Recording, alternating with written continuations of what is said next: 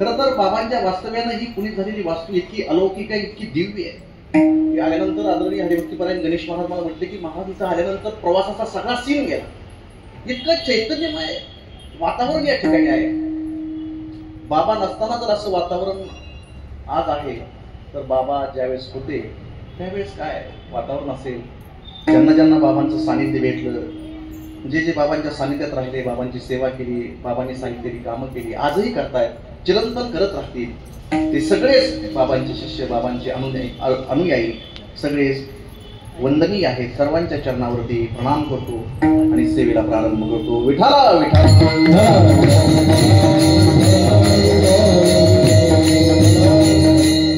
बाबांनी आपल्याला परमार्थ शिकवला, बाबांनी आपल्याकडून परमार्थ करून घेतला. मला आल्यापासून खूप गोष्टी सांगितल्या, काय वर्णन करावं एका गोष्टीचं. मी पुढे बोलत बोलत सगळ्या गोष्टी सांगेन, परंतु बाबांनी आपल्याला शिकवलं, बाबांनी आपल्याला घडवलं, आनंद दिला बाबांनी आपल्याला आपल्या जीवनामध्ये. बरोबर आहे ना? आनंद दिला, समाधान दिलं, म्हणून तर आपण इथं जमलो ना, म्हणून तर आपण इथं पुन्हा पुन्हा येतो ना. मायबाप असं कोणतं तत्व आहे, असा कोणता मार्ग आहे, असा कोणता फॉर्म्युला आहे की ज्यानं जीवन अधिक सुंदर, अधिक अमित, अधिक गोड, अधिक उत्साहवर्धक होईल, असं कोणतं तत्व आहे. हे बघा, आनंद विकत घेता येत नाही आणि आपल्या जवळचं दुःख कोणाला देता येत नाही, कधीच नाही. ईश्वरानं तुमच्या माझ्यावरती इतके छान उपकार केले की तुम्ही आम्ही येण्याची बातमी 9 महिने अगोदर देतो. कोणीतरी येणार आहे, तयारीला लागा, कोणीतरी येणार आहे, तयारीला लागा, मोठं घर घ्या, आवरावरी करा, गावाकडे आईला फोन करा, आई नाही तिला आग्रह केला तर सासूबाई तर नक्की येईल, सासूला फोन करा, सासूला नाही जमलं तर ती मेवणीला पाठवेल मोठ्या. असं म्हणतात की ज्याला मोठी मेवणी असते त्याला नेहमी 2 सासा असल्याचा भास होतो. मोठी मेवणी त्याला 2 सासा, सारखं मार्गदर्शन, सारखे फोन, सारखे संसारात ढवळाढवळ असो. म्हणजे तो येण्याची बातमी आपल्याला 9 महिने अगोदर देतो, परंतु मृत्यूची बातमी 1 मिनिट देखील तो आपल्याला अगोदर देत नाही. काय याच्यातून त्याला संकेत द्यायचा असेल? का तो बातमी अगोदर देत नाही? जन्माची दिली तशी मृत्यूची त्याला बातमी द्यायची असते ना अगोदर, नाही दिली का? त्यानं सांगितलं की बाबा रे, हे अनमोल आणि दिव्य शरीर, हे जीवन तुम्हाला मला भेटलंय ना, मग जीवनातील प्रत्येक गोष्टीचा आनंद घ्यायला शिका, प्रत्येक गोष्टीचा आनंद घ्यायला शिका. मग तो जीवनातल्या वेगवेगळ्या गोष्टीतून तो आनंद आपल्याला मिळत राहील. Some people say that find the place and find the things that makes you happy and go there. But the sentence is very wrong. Right sentence is happiness is not something you find to find शोधणे. It's something you create. आनंद हा शोधण्यामध्ये नाही, तो निर्माण करण्यात. आपण सगळे इथं दररोज सेवा करतो, पूजा करतो, काय प्रत्येकाला दिलेली जबाबदारी पार पाडतोय, की आनंदाची निर्मिती आपण करतोय, स्वतःचे निर्माण करतोय. तो खाण्यातून, चालण्यातून, बोलण्यातून, फिरण्यातून, नाचण्यातून, गाण्यातून, निरीक्षणातून, एखाद्या गायनातून, एखाद्या वक्तृत्वातून, कमविण्यातून आनंद निर्माण करायचा आहे. तो कुठे भेटत नसतो, शोधून मिळणार नाही. देवानं सांगितलंय किंवा जेवढं कमवायचं तेवढं कमवा, जोडून या धन उत्तम व्यवहार उदास विचार. एक लक्षात ठेवा, जे काही कमवलंय ते इथं सोडून जायचंय, हा मात्र नियम कायम लक्षात ठेवा. आपण फक्त ट्रस्टी म्हणून काम करायचं, कुठलं सांभाळायचं आणि पुढच्या हातामध्ये देऊन टाकायचं. ईश्वराची व्यवस्था बघायला किती छान आहे. वरती तो हिशोब करायला बसताय, तो चित्रगुप्त एकटा आहे, बरोबर आहे, एकटाच आहे, दुसऱ्याची नेमणूक नाही. तो यम नेणारा यम आहे ना, तो देखील एकटा आहे, तिथं दुसऱ्याची नियुक्ती नाही. आणि जर कदाचित देवानं असं ठरवलं असतं तेव्हा इथं आपण माणसाची नेमणूक करू, माणसं न्यायला, तर मग मात्र चांगली मजा आली असती बघा. माणसाची नेमणूक झाली असती, करायची ठरलं असतं तर मग परीक्षा घ्याव्या लागल्या असत्या. जगदीश महाराज, परीक्षा म्हटलं की मग आपण कॉप्या केल्या असत्या. आता कॉप्याचा जमाना आमचा गेला, आपण डायरेक्ट पेपर फोडले असते. पेपर फोडून तेही जर थोडस नाटक झालं, डायरेक्ट त्या सुपरवायझरच्या कानाला रिव्हॉल्वर लावली असते. यम या पदावरती आपली नेमणूक करायची, अजिबात डिस्टर्ब करायचा नाही, मला एक पद पाहिजे. आणि मग त्या ठिकाणी जर माणसाची नेमणूक झाली असती तर मग मजा आली असते बघा. मग आपण एखाद्याकडे गेलो असतो, एखाद्याचा मरण काळ जवळ आला, आपण त्याला म्हणतो असते बाबा 5 मिनिटामध्ये आम्ही तुला न्यायला आलोय. मग तो घाबरला असता, म्हटलं कापला असता, कापला झाला असता, तो हात जोडला तिथे, नाव असं नका करू, माझ्या मुलीचं लग्न आहे 8 दिवसावरती, तुझ्या पायापुढे असं करू ना भाऊ, मला लगेच नाही 3 मिनिटात 2 मिनिटात तुला मी घेऊन जाणार आहे. तो म्हटला असता काहीतरी करा, काहीतरी करू, पण प्रसाद नाही. किती देणार? तो बोलतो किती घेणार? 10 कोटी. एकदम मोठी 10 खोके दिले असते त्यानं, मग आपण त्याचं मरण 15 दिवस 8 दिवस पुढे ढकललं असतं. एखादा जर खूप श्रीमंत असता तर मग आपण त्याच्याकडे गेलो असतो, त्याला म्हटलं असतं आता 5 मिनिटांमध्ये आम्ही तुला घ्यायला आलेलो आहे, आणि मग तू घाबरला असता का? त्याला या सगळ्या स्टेप माहीत झालेल्या असतात. माझ्या ऑफिसला ऑफिसला त्याने बोलून घेत असतं, चहा पाणी झाला असतं आणि मग सांगितलं असतं मरून किती मिनिटात आहे? 4-5 मिनिटात. ठीक आहे, 4 महिने पुढे टाकलावं लागेल. किती घ्या? 50. 50 खोके पाठ झाले ना महाराष्ट्रात. विठाला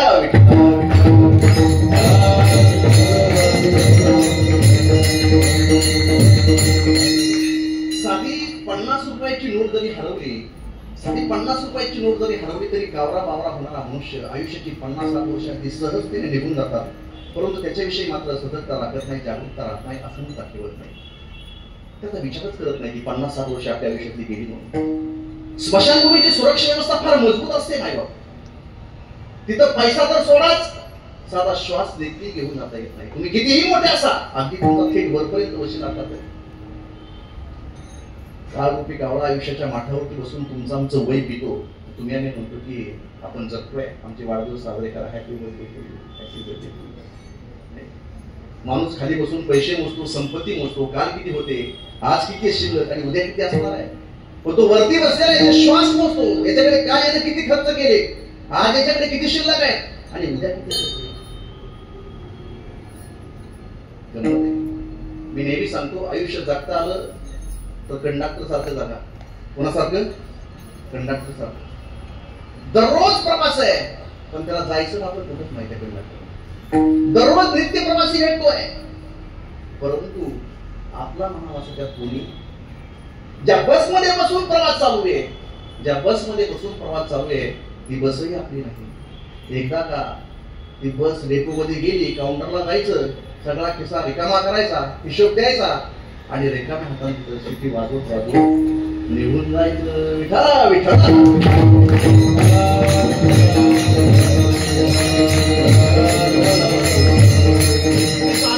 आनंद हा शोधण्यामध्ये नाही हो. माऊली ज्ञानोबाला ज्ञानेश्वरी म्हणून किंबहुना सोय जीव आत्मयाचे लागे, ते तजे होय तया नाम सुख. सुख ही अंतर्मनाची गोष्ट आहे, साधनामध्ये सुख नाहीये. ते तुम्हाला निर्माण करावं लागेल. एखाद्याच्या बोलण्यातून ते निर्माण होत असेल, एखाद्याच्या स्वरातून ते निर्माण होत असेल, एखाद्याच्या श्रवणातून ते निर्माण होत असेल. तो आनंद आपल्याला निर्माण करायचा आहे. एखाद्याच्या कौतुकाने त्याच्या पाठीवरती तुम्ही थापता, कौतुकाने एखाद्याच्या पाठीवरती उगीच तुम्ही थापता का, त्यालाही आनंद वाटेल आणि त्याचं कौतुक केलं की तुमच्या अंतःकरणामध्ये आनंदाच्या उर्मी निर्माण होतात. फार कौतुकाचे 4 शब्द फार मोलाचे असतात, पण आपलं त्याच्याकडे लक्ष नसतं. मी लहान होतो त्यावेळेस आम्हाला एक कविता होती की एक व्यक्ती त्याच्या पत्नीला घेऊन, गरीब शेतकरी व्यक्ती त्याच्या पत्नीला घेऊन गंगेच्या काठावरती राहत होता. त्याचा फाटका संसार, झोपडीमध्ये तो राहत होता, त्याची पत्नी आणि ते दोघंच. आणि अचानक एके दिवशी गंगेला पूर आला आणि त्या पुराबरोबर तो पूर इतका भीषण भयावह होता की त्या पुराबरोबर त्याची झोपडी आणि याचा फाटका तुटका संसार वाहून गेला. हे दोघं नवरा बायको कसे तरी वाचले, त्याचं जीवन उद्ध्वस्त झालं. आता काय करावं, हताश झाला, निराश झाला आणि हताश निराश म्हणून त्याला वाटलं की आता कोणाकडे जावं. मग त्याला आठवले त्याचे गुरुजी, ज्या गुरुजींनी त्याला लढायला शिकवलं होतं, ज्या गुरुजींनी त्याला आर्ट ऑफ लिव्हिंग, जीवन जगण्याची कला शिकवली होती, ज्या गुरुजींनी त्याला परिस्थितीशी 2 हात करायला शिकवलं होतं. लहानपणीचे ते गुरुजी त्याला आठवले, जिल्हा परिषद शाळेतले.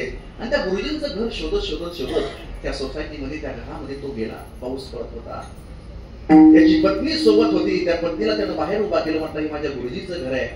अंगावरती कपडे भिजलेले होते. गुरुजींचा दरवाजा त्यानं वाजवला, गुरुजीने दरवाजा उघडला. गुरुजींनी याला ओळखलं नाही, पण यानं सुरुवात केली. ओळखलं का सर मला? पावसात आला कोणी, कपडे होते कर्दमलेले, केसावरती पाणी. क्षणभर बसला, नंतर हसला, बोलला वरती पाहून. दुःख झालं की माणूस वरती पाहतो ना, आश्रुदेश्वर. क्षणभर बसला, नंतर हसला, बोलला वरती पाहून. गंगामाई पाहुणी आली, गेली धरत्यात राहून. माहेर वाशीन पोरी सारखी 4 भिंतीत नाचली. होते नव्हते येऊन गेली, बायको मात्र वाचली. भिंत खचली, चूल विजली. होते नव्हते गेले, प्रसाद म्हणून पापण्यांमध्ये पाणी पुढे ठेवले. गुरुजींना वाटलं एवढी याची वाईट अवस्था झाली, फक्त बायकोशिवाय याच्याकडे काहीच शिल्लक राहिलं नाही. गुरुजींना वाटलं की याला काहीतरी आपण मदत करावी.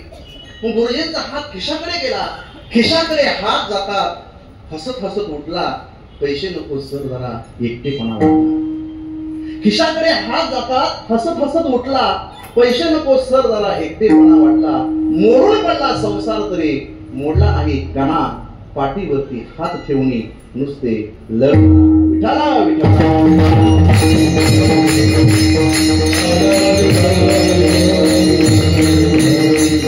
हे लढण्याचं जे कौशल्य, हे जीवन जगण्याचं जे कौशल्य, ते कोणीही देत नाही. ते परमपूज्य सद्गुरू नवनीतानंद महाराजांनी तुम्हाला दिलेलं आहे, तुम्हाला दिलेलं आहे. तुम्ही त्यांची एक एक गोष्ट आठवून पहा. तुम्हाला आज आठवेल की अरे बाबा त्यावेळेस आपल्याला असं बोलले होते, काय उद्देश असेल. अरे बाबांनी त्यावेळेस आपल्याला असा शब्द दिला होता, बाबा त्यावेळेस मला असा आशीर्वाद देऊन गेले, बाबा सहज सहज एखादी सूचना देऊन गेले, काय उद्देश असेल. आज तुम्हाला या सगळ्या गोष्टी आठवतील. या जगामध्ये असे महात्मे दुर्लभ आहेत. बरं, तुमचं भाग्य आहे की तुम्हाला त्यांचं सानिध्य लाभलं आणि आजही त्यांच्या स्मृती जोपर्यंत चंद्र सूर्य तारे तोपर्यंत चिरंतन बासल्याला काय नवल वाटण्याचं कारण. मी नेहमी सांगतो, या जगामध्ये परमार्थाचं मार्गदर्शन करणारे फार लोक भेटतील, परमार्थ करून घेणारे भेटत नाही. बाबांनी परमार्थ करून घेतलाय, बरोबर आहे ना. या जगामध्ये परमार्थाचं मार्गदर्शन करणारे फार लोक आहेत. तुम्ही युट्यूब चॅनल ओपन करा, बरोबर नाव टाका, परंतु जे काय टाकायचे ते टाका, मोठी यादी. या जगामध्ये परमार्थाचं मार्गदर्शन करणारे फार लोक आहेत. प्रपंचाचं मार्गदर्शन कुणी करत नाही, परंतु दुर्दैवानं परमार्थ कुणी करत नाही आणि प्रपंच केल्यावर तुम्हाला कुणी राहत नाही. विठाला विठाला.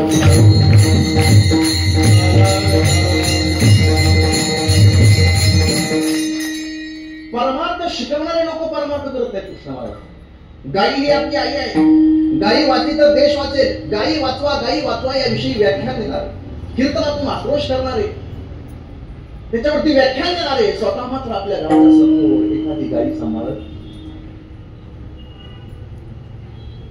आ म्हणजे आत्मा, ई म्हणजे ईश्वर, आत्मा आणि ईश्वरांचं सुंदर मिलन म्हणजे आई. परमेश्वराला सगळीकडे जाता येत नाही, त्याला आईची निर्मिती केली.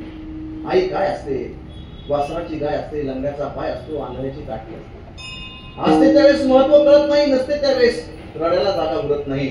आई आई आई आई माझा मायेचा सागर असून होऊन लोकांच्या डोळ्यात पाणी होणारे, स्वतः मात्र आपल्या आईला सांभाळत.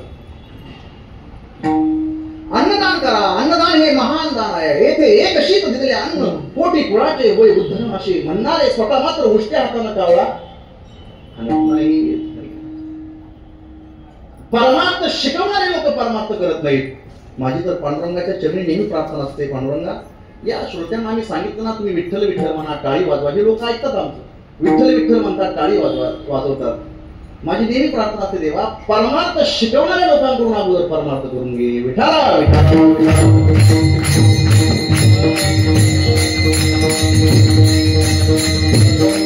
प्रपंच आणि परमार्थ, प्रपंच आणि परमार्थ या दोन गोष्टीवरती आजचं आपलं चिंतन आहे. बघा, प्रपंचामध्ये व्यवस्थेला फार मोठी किंमत आहे आणि परमार्थामध्ये अवस्थेला फार मोठी किंमत आहे. प्रपंचामध्ये बोला की व्यवस्था, तुम्ही नाराज नाहीत ना माझ्यावर, प्रसन्न आणि अगदी मन लावून ऐकताय. प्रभू तुम्ही मैशाची काय माऊलीने श्रोत्यांना योग्यता दिली आहे. तुमच्या चरणावरती मी पुन्हा एक मिनिट देखील वेळेच्या पुढे मी जाणार नाही. फक्त जोपर्यंत कीर्तनचा वेळ विठ्ठल विठ्ठल म्हणजे की टाळी वाजायचं आणि विठ्ठल विठ्ठल म्हणायचं. विठ्ठला विठ्ठल.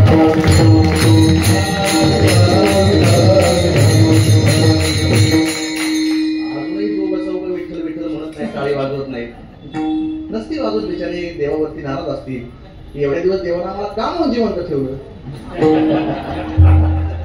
हो, विठ्ठल विठ्ठल असं म्हटलं ना, सायन्स सांगतं, विज्ञान असं सांगतं, जी व्यक्ती दिवसातून 1000 वेळा विठ्ठल विठ्ठल म्हणते टाळी वाजवून, विज्ञान सांगतं जी व्यक्ती दिवसातून 1000 वेळा टाळी वाजवून विठ्ठल विठ्ठल म्हणते, त्या व्यक्तीला त्या दिवशी हार्ट अटॅक येत नाही. का? कारण ठचा परिणाम हृदयाशी संलग्न असणाऱ्या 72,000 नाड्यांशी होतो. विठ्ठल विठ्ठल म्हणले की हृदयामध्ये दणका बसतो, व्हायब्रेशन तयार होतं. सायन्स त्याला व्हायब्रेशन थेरपी म्हणतात. विठ्ठल विठ्ठल विठ्ठल म्हटलं की व्हायब्रेशन तयार झाल्यामुळे रक्ताची गुठळी त्या धमन्यांमध्ये अडकत नाही परिणामी त्या व्यक्तीला त्या दिवशी अटॅक येत नाही. तुम्हाला एकदाच विठ्ठल म्हणून आयुष्यभर अटॅकची चिंता भेटली तसं नाही. दररोज 1000 वेळा म्हणावं लागेल, कारण अटॅकचं वय फार कमी झालंय आता. पूर्वी लोक म्हणायचे बाबा जाड माणसाला अटॅक येतो, परंतु देवामध्ये 4 काटकोळी उचलले. मग म्हणते जाड आणि काटकोळा याचा काही संबंध नाही. एकदा 40-50च्या पुढे गेलं की माणसाला अटॅक येतो. परंतु हल्ली किती कमी वयाच्या सत्य घटना सांगतो या गाडीवरून. डागे चव्हाण माझे मित्र आहेत, त्यांचा मुलगा वय वर्ष 8 ते 9 महिने असेल. 9 महिन्याच्या बाळाला आईनं पाजून झोपी लावलं पाळण्यामध्ये. मुलगा झोपी गेला तो पुन्हा उठला. 9 महिने वय त्या बाळाचं. तर त्यांना ते शव विच्छेदन करायचं नव्हतं, परंतु नाईलाज असतो की 8 महिन्याच्या बाळाला काय झालं, कोणी काय खाऊ घातलं का, पिऊ घातलं का, काय झालं, खाणार तर नव्हतं, काय पिऊ घातलं का त्याला, म्हणून त्याचं शव विच्छेदन केलं. तर त्यात असं आढळलं की त्या 9 महिन्याच्या बालकाचा मृत्यू हृदयविकाराच्या तीव्र धक्क्यानं. म्हणजे किती अटॅकचं वय कमी झाले. आणि आपलं जे शास्त्र आहे, आपली जी पुराण आहेत, आतमध्ये शास्त्र आहेत, 18 पुराण आहेत मला. म्हणजे किती बाबांनी आपल्यासाठी हा ठेवा अनमोल इथं जतन करून ठेवला, आपल्या पुढे आणून ठेवलाय की बाबांनी हे वाचा, याचा आनंद घ्या. विठाला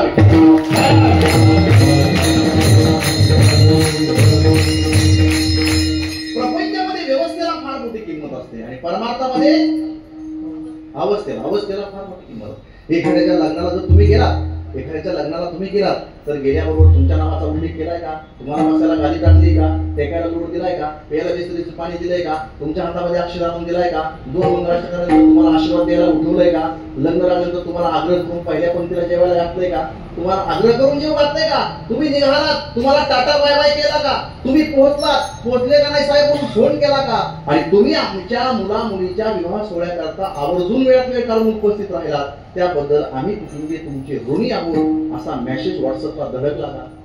या सगळ्या क्रिया जर व्यवस्थित झाल्या असतील तर लोक म्हणतात वा वा वा, आमच्या व्यक्तीच्या लग्नामध्ये काय व्यवस्था होती. प्रपंचामध्ये व्यवस्थेला फार मोठी किंमत आहे आणि परमार्थामध्ये अवस्थेला फार मोठी किंमत आहे. विठाला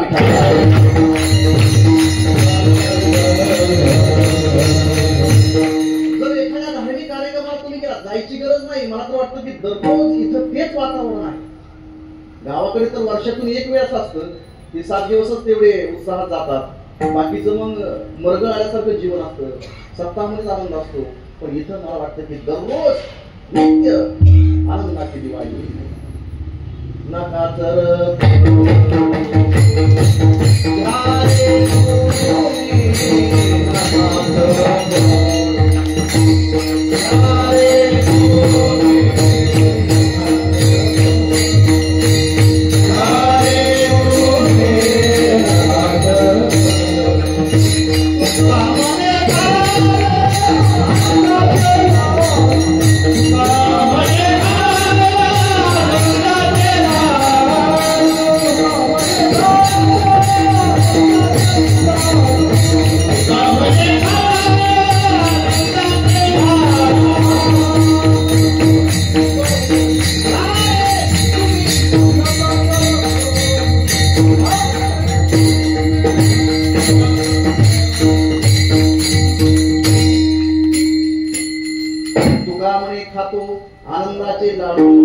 आनंदाचे लाडू तुम्हाला 12 महिने बरं का या मठात.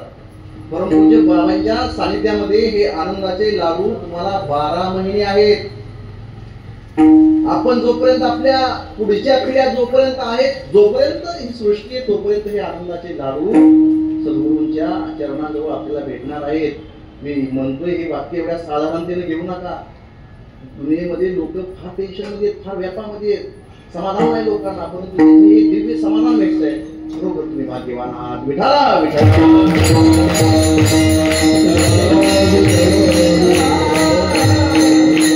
अलौकिक आणि दिव्य कार्य होतं बाबांचं. देव देश आणि धर्मासाठी प्राण घेतलं. शूर आम्ही सरदार आम्हाला काय गुणाची. बाबांचं जीवन जर बारकाईनं तुम्ही अभ्यासलं, मला सांगितलं की देव देश आणि धर्मासाठी इतकी बाबांची प्रचंड तळमळ होती. मुलं घडली पाहिजे देशासंदर्भामध्ये, देवासंदर्भामध्ये, आपल्या धर्मासंदर्भामध्ये. घराघरामध्ये जागृती निर्माण झाली पाहिजे, घराघरामध्ये प्रेम निर्माण झालं पाहिजे. इतकी तळमळ त्यांची. का जनसमुदाय त्यांनी जोडला, फक्त आणि फक्त एकच उद्देश डोक्यात, देव, देश आणि चौथा उद्देश नाही, प्रसिद्धी नको, पैसा नको, त्याची हाव नाही, मानपा नको, फक्त देवाचं, देशात आणि धर्माचं कार्य नेटानं पुढे चाललं पाहिजे. काय जीवन असू शकतं. मला सावरकरांची आठवण झाली. प्रचंड मोठं कार्य सावरकरांचं हिंदू धर्मासाठी, सनातन धर्मासाठी. सावरकर हा देश इंग्रजांच्या गुलामगिरीतून मुक्त व्हावा याच्याकरता तुम्ही प्रयत्न करताय. उपेक्षित सामान्य दीन दलित दीन लोकांकरता तुम्ही कार्य करताय. म्हणून इंग्रज सरकारने सावरकरांना 50 वर्षाची काळ्या पाण्याची शिक्षा ठोठावली. किती वर्षाची? किती वर्षाची बाळांनो? किती? तुझं वय काय? 11 होतं. म्हणजे तुला आता जेलमध्ये टाकायचं, 1 वर्षी बाहेर काढायचं नको का? कीर्तन ऐकतोय ना मन लावून, त्यामुळे तुला आपण हे करत होतो. देव, देश आणि धर्मासाठी सावरकर तुम्ही कार्य करताय. म्हणून इंग्रज सरकारनं सावरकरांना 50 वर्षाची शिक्षा ऐकवली माहिती.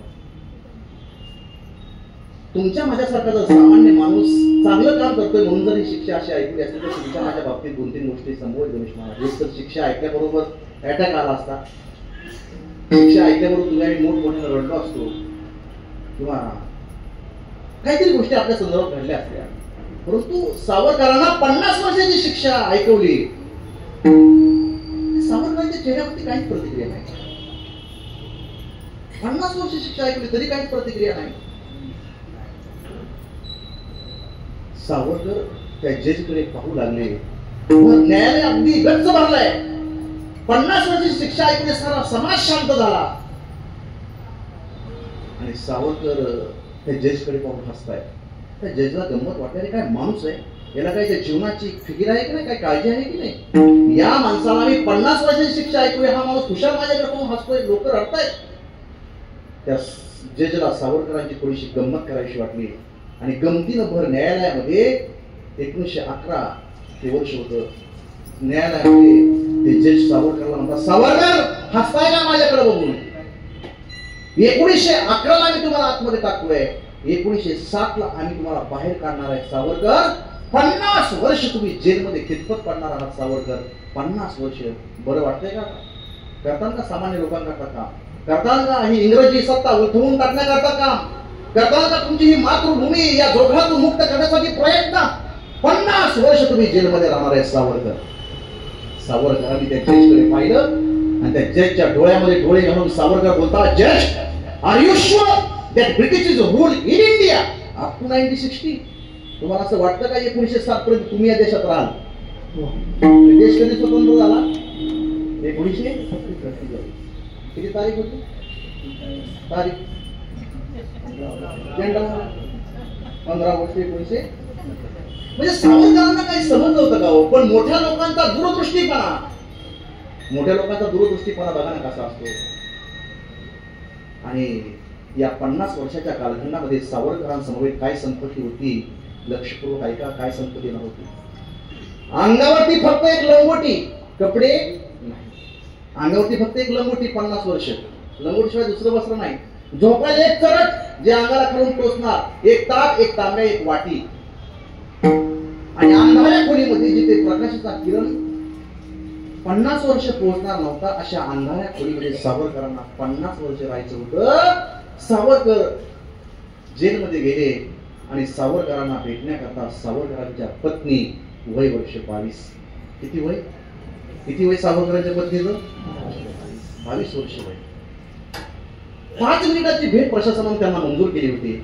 सावरकरांना शेवटचं डोळे भरून पाहण्याकरता त्या 5 मिनिटाच्या वेळेसाठी सावरकरांच्या पत्नी जेलमध्ये आल्या. समोर सावरकरांना कैद्याच्या वेशामध्ये पाहिलं आणि सावरकरांच्या पत्नीनं धाडसी आपलं अंग धरणीवरती टाकलं आणि भिंतीवरती डोकं आपलं सावरकरांची पत्नी रडू लागली. देवाला शिव्या देऊ लागली, प्रारब्धाला दोष देऊ लागली. माझ्या सोन्यासारख्या संसाराला कोणाची दृष्ट लागली म्हणून खेद करू लागली. काय गुन्हा केला मी पती पत्नीने? सावरकरांच्या पत्नीने भिंतीवरती डोकं आपटल्यामुळे डोक्यातून रक्त येऊ लागलं आणि सावरकर आपल्या पत्नीला पाहतायत समोर. आणि सावरकर आपल्या पत्नीला काय बोलतात? सावरकरांची जशीच्या तशी वाक्य तुम्हाला सांगतो, एक देखील वाक्य माझ्या पदरचं नाही. सावरकर आपल्या पत्नीला शेवटच्या 3 मिनिटांमध्ये काय बोलले ती वाक्य इतिहासामध्ये अजरामर झाली. ती वाक्य आज अंदमान निकोबारच्या त्या काळ्या कोठडीमध्ये कोरून ठेवली आहेत. सावरकर आपल्या पत्नीला बोलतात माई, माई म्हणायचे सावरकर पत्नीला, आणि आहो जाऊ बोलायचे. सावरकर आपल्या पत्नीला म्हणतात माई, अहो रडताय कशासाठी? रडू नका माई, तुमच्या डोळ्यामध्ये हे अश्रू शोभत नाहीत. वीर पत्नीच्या डोळ्यामध्ये अश्रू शोभत नाहीत, माई रडू नका. माई म्हणतात रडू नको तर काय करू? तुमच्या विना माझं जगणं शून्य आहे. कोणाकरता जगू? काय झालं माझ्या संसाराचं? काय गुन्हा केला तुम्ही असा की 50 वर्षाची भयान शिक्षा तुम्हाला ऐकून हे सरकारनं? आणि देशामध्ये एकही व्यक्ती नाही तुमच्या सोबत. माई रडू नका. अहो 3 मिनिट 2.5 मिनिट राहिले, 2.5 मिनिट तर रडण्यातच गेले. रडू नका हो माई. माई माई म्हणतात ऐका ना, आपला 8 महिन्याचा पोर वारला होता. आपलं 8 महिन्याचं बाळ वारलं. सावरकरांच्या चेहऱ्यावरती कसलं दुःख नाही. अर्ध्या सेकंदामध्ये सावरकरांच्या पत्नीने हे वाक्य सांगितलं की या गडबडीमध्ये आपला मुलगा वारला. त्या मुलाच्या निधनाचं दुःख कवटाळून सावरकरांची पत्नी सावरकरांची आज 2 मिनिट बोलणार आहे. इतिहास त्या वाक्याची नोंद घेतो. सावरकर आपल्या पत्नीला म्हणतात माई झालं ते होऊ द्या, रडू नका. माई, अहो काट्या एकत्र करून घरटी बांधून त्याच्यामध्ये पिल्लांची वीण वाढवणं म्हणजे पैसा कमावून बंगले बांधून लग्न करून मुलं जन्माला घालणं. काट्या एकत्र करून घरटी बांधून त्याच्यामध्ये पिल्लांची वीण वाढवणं, याला जर संसार म्हणत असतील तर असा संसार चिमण्या, कावळे, गिधाड आणि डुकर देखील करतात. त्यांना देखील मुलं बाळ होतात. चिमण्या देखील घरटी बांधतात, पुन्हा पाडतात. त्यात काही एवढं नवलय नाही. अहो तुम्हाला आणि मला या देशाचा संसार करायला भेटतोय, यात आपलं भाग्य समजून घेणं. जगात काहीतरी पेरल्याशिवाय काहीतरी उगवत नसतं. समोर ज्वारीचं टपोरं करीत दिसल्याच्या पाठीमागं ज्वारीतल्या एका कणसातील एका बियाणं स्वतःला खोल जमिनीमध्ये रुजून घेतलेलं असतं माई. या अखंड हिंदुस्थानच्या घराघरामध्ये स्वातंत्र्याचा धूर दिसावा असं जर तुम्हाला वाटत असेल माई, तर आपण आपल्या हाताने आपली चूल विझवून टाकू. आपल्याला लेकराबाळाचा संसार करायचा नाही, आपण जगाचा संसार करू. सावरकरांच्या पत्नीच्या डोळ्यातील अश्रू मात्र थांबायला तयार नाहीत. शेवटचा अर्धा मिनिट राहिलाय आणि सावरकर आपल्या पत्नीला सावरताना बोलतात माई, अहो किती वेळ रडणार? अर्धा मिनिट राहिलाय. मला तुम्हाला एक विचारायचं, एक प्रश्न माई मला तुम्हाला विचारायचा. माई म्हणतात काय विचारायचं तुम्हाला? काय विचारायचं ते विचारा. पुन्हा 50 वर्ष भेट नाही होणार आपल्या दोघांची. विचारा ना काय विचारायचं ते. सावरकर म्हणतात माई तुम्हाला वाईट नाही ना? अहो अजिबात वाईट वाटणार नाही, विचारा. सावरकर म्हणतात माई वट पौर्णिमेचा सण जवळ आलाय. कुठला सण? वट पौर्णिमेचा सण जवळ आलाय. सगळ्या स्त्रिया नटून थटून नवीन वस्त्र अलंकार गळ्यामध्ये घालून हातामध्ये पूजेचं साहित्य घेऊन ते ताट घेऊन प्रत्येक स्त्री त्या वटवृक्ष राजाकडे जाईल आणि त्या वटवृक्ष राजाला प्रदक्षिणा घालताना प्रत्येक स्त्री असं म्हणेल, बा वटवृक्ष राजा, बा निसर्ग राजा, जन्मोजन्मी हाच पती मला मिळू. अशी प्रत्येक स्त्री तिथं जाऊन आता म्हणणार आहे. पण मला माहिती आहे माई, तुम्ही मात्र नवीन वस्त्र अलंकार गळ्यामध्ये घालणार नाहीत ना, पूजेचं साहित्य हातामध्ये घेऊन त्या वडाकडे जाऊन त्या वडाला प्रदक्षिणा घालताना जन्मोजन्मी हाच पती मला मिळावा असं मागणं मात्र तुम्ही देवाजवळ मागणारच नाहीत. नाही भाऊ माई, बरोबर आहे माझं म्हणणं. तुम्ही नाहीत ना मागणार हा पती मला पुन्हा मिळावा म्हणून. माई म्हणतात मी देवाजवळ असं का बरं मागणार नाही? काय प्रश्न येतात, मी देवाजवळ असं का मागणार नाही? सावरकर म्हणतात माई एकाच जन्मात मी तुम्हाला एवढा त्रास दिलाय, एकाच जन्मात मी तुम्हाला एवढा त्रास दिलाय की जन्मोजन्मी हाच पती मला मिळावा असं मागणे तुम्ही चुकून देखील देवाजवळ मागणार नाही. मला याची शाश्वती आहे. सावरकरांच्या मुखातून सावरकरांच्या पत्नीने हे वाक्य ऐकलं आणि आतापर्यंत रडत असणाऱ्या सावरकरांच्या पत्नी एकदम विरांगण्यासारख्या ताडकन उठून उभ्या राहिल्या. त्यांनी आपले अश्रू पुसले, आपला पदर पुसला आणि त्या सावरकरांच्या दिशेनं धावल्या. त्या जेलच्या घरातून त्यांनी आतमध्ये हात घातला, जेलच्या घरातून त्यांनी आतमध्ये हात घातला. सावरकर पाठीमागं सरले. अहो हे काय करता माई, हे काय करता माई? सावरकरांची पत्नी म्हणते हे चरण पाहून घेते, हे चरण पाहून घेते, जन्मोजन्मी चुकायला नको. हे नमी जन्मासाठी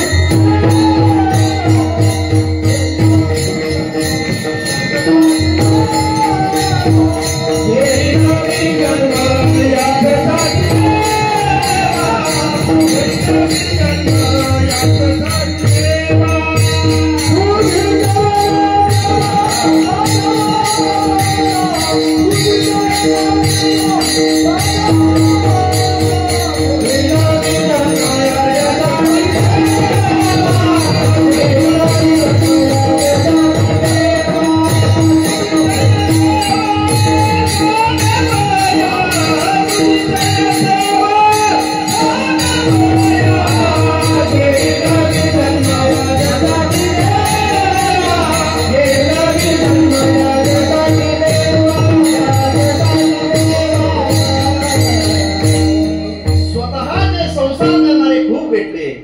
वाक्य पुन्हा एकदा, स्वतःचे संसार करणारे खूप भेटले, पण जगाचा संसार करणारा पुरुषोत्तम मला माझा पती म्हणून मिळाला, त्यापेक्षा एका स्त्रीचं काय भाग्य असू शकतं. आज परमपूज्य सद्गुरू नवनीतानंद महाराजांच्या जीवनाकडे बघितले की मला सावरकरांची आठवण आली. असंच जीवन आहे बाबांचं. एखाद्या विशिष्ट कार्याला झोकून देऊन अत्यंत प्रभावीपणे ते कार्य त्यांनी केलं. आणि ही महाराष्ट्रामध्ये अशी एक पिढी या माध्यमातून त्यांच्या विचारधारणेतून भविष्यामध्ये निर्माण होईल. आणि ती पिढी देवदेश आणि धर्मासाठी हातामध्ये प्राण घेणारी पिढी निर्माण करण्याची जी संधी आहे ती परमपूज्य सद्गुरू बाबांनी तुम्हाला निर्माण करून दिलेली आहे. त्या संधीचं सोनं आपण करावं. विठाला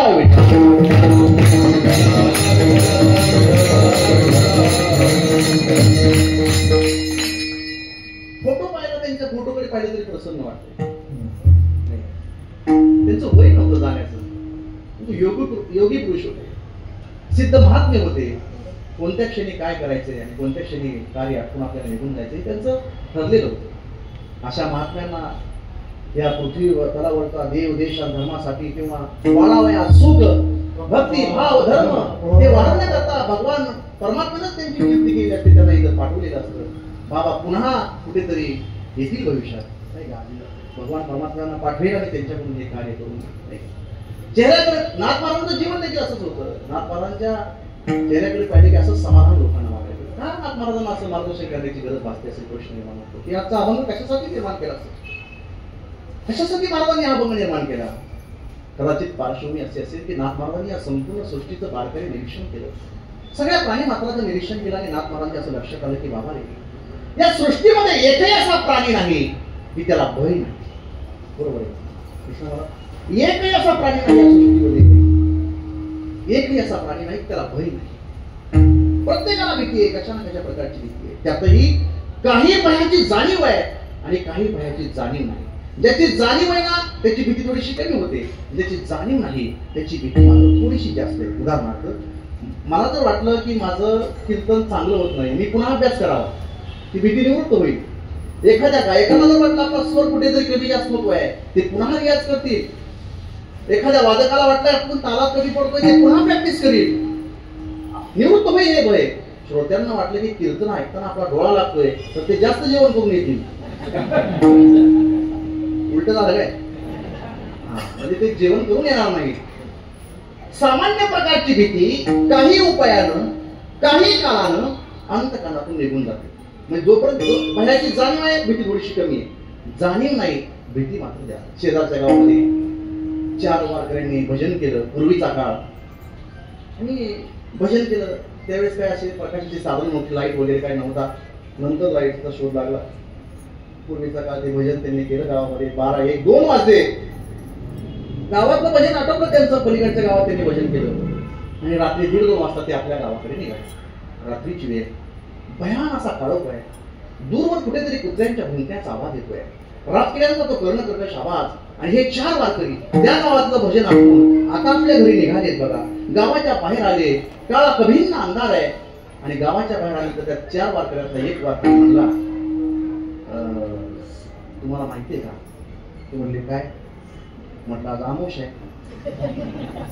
आता काळा कभिन्न अंधार, फक्त कुत्रे भुकतायत, रातकिड्यांचा आवाज, गावाच्या बाहेर आले.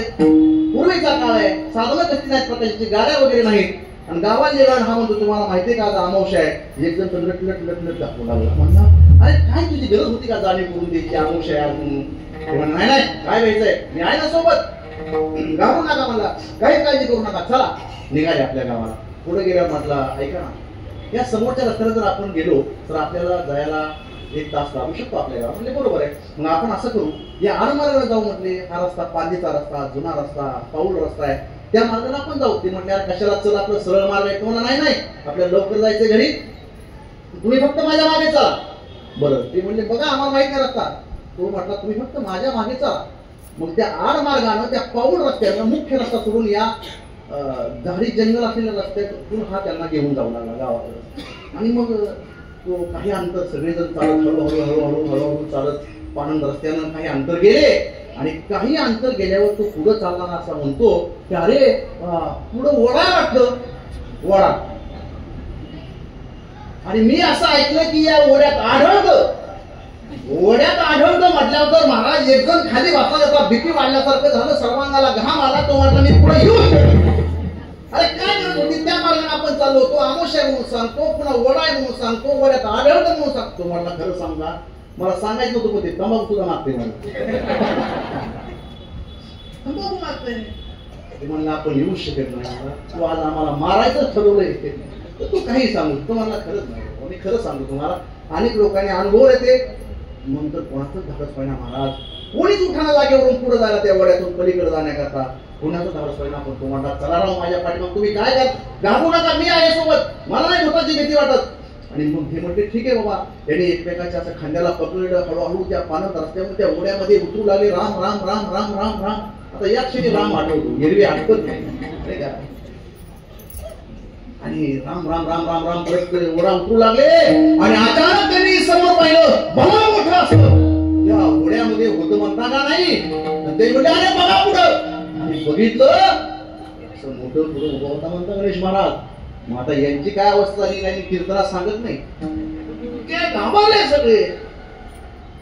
म्हणते आता संपलो आपण, आता जाऊ शकत नाही कधी.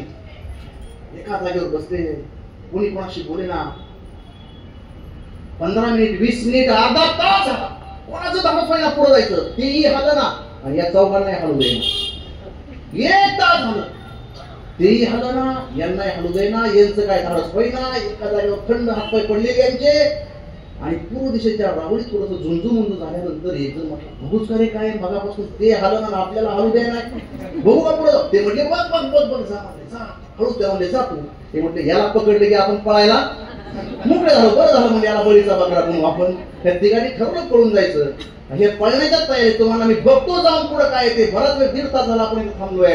आणि मग तो हळूहळू पुढे जाऊ लागला. राम राम राम राम राम राम राम राम राम राम जवळ गेला, अगदी जवळ गेला. हे पळण्याच्या तयारीत. आणि तो म्हणतो अरे किती पागल, किती वेळेत आपण. कुणीतरी बाबूळ कापलंय आणि त्या बाबडीचा पुन्हा तसा उभा आहे. आणि आपण हुशार भूत म्हणून इथं 2-2.5 तास बसलो. सगळ्यांनी कपाळावरती मारून घेतलं. मला सांगा, जोपर्यंत ते भूत नाही, तो बाबळीचा बुंदा आहे ते कळत नाही, तोपर्यंत किती भीती आहे, प्रचंड भीती आहे. एकदा का त्याची जाणीव झाली की मन मात्र टाळ्या देत, हसत, गप्पा मारत, भजन गुणगुणत तिथून निघून गेले. काही भयाची जाणीव आहे आणि काही भयाची जाणीव नाही. त्याची जाणीव आहे त्याची भीती कमी होते, जाणीव नाही त्याची भीती मात्र शेवटपर्यंत तशीच राहते. विठाला विठाला.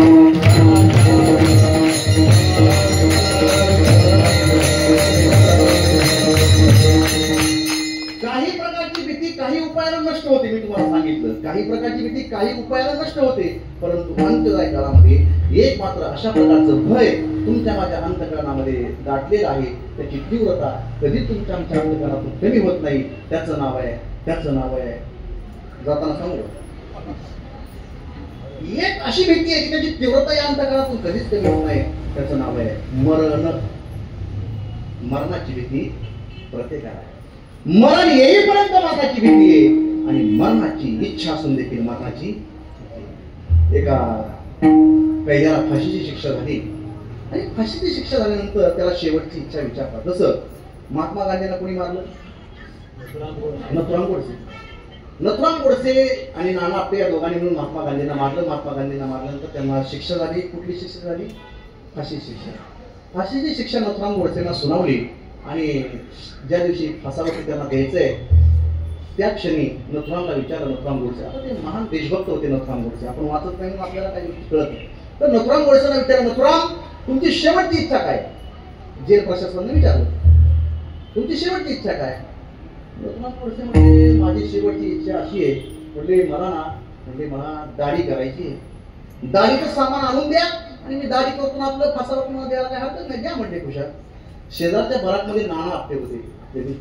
नाना आपटेना हसू आलं, म्हणजे अरे नथुराम काय शेवटच्या क्षणी देखील तुझी विनोद बुद्धी जागृत म्हणायची का?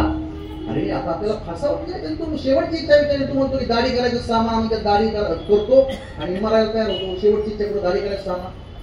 नथुराम म्हटले, नाना तसं नाही, मी विनोद नाही करत, मी खरं सांगतो. म्हणजे कसं काय खरं? म्हणजे नाना आता थोड्या वेळाने आपल्याला कुठं जायचंय? म्हणजे फासावर जायचं. नाही, फासावर जायचं पण कुणाच्या घरी जायचंय? आपल्याला देवा घरी जायचंय. कोणाच्या घरी?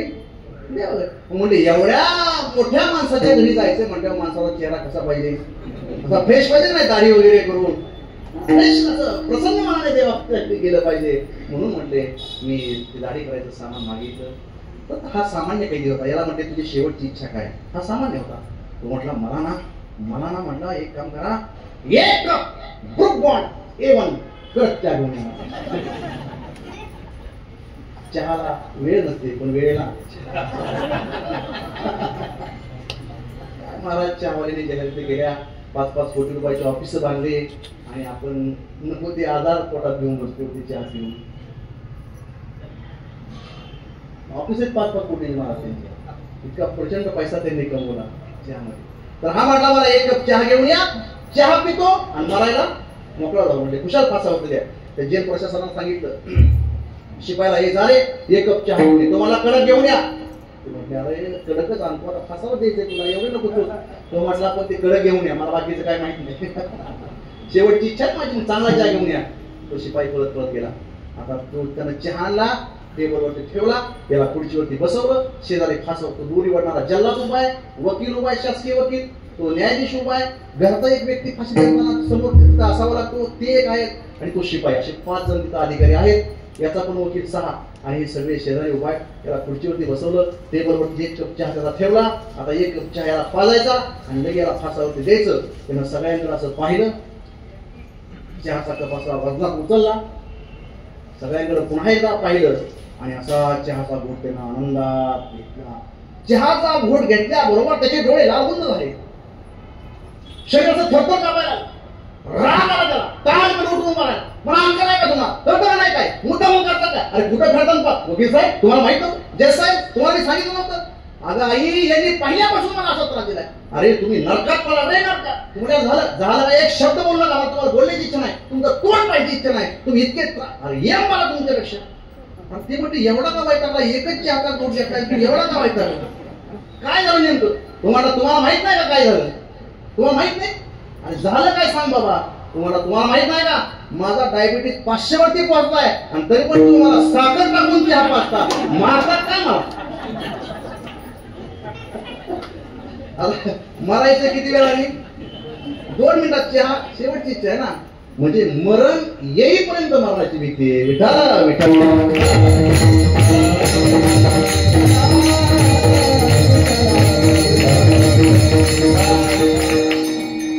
मायबाप साधूंना मात्र मरणाची भीती, संतांना मरणाची भीती नाही, ईश्वरांना मरणाची भीती नाही, मरणाची भीती नाही, पण जन्म मरणाची निश्चित आहे. किती वेळा जन्म यावे, किती व्हावे, पुनरपी जननम पुनरपी मरणम पुनरपी जननी, पुन्हा जन्म आणि परत मृत्यू.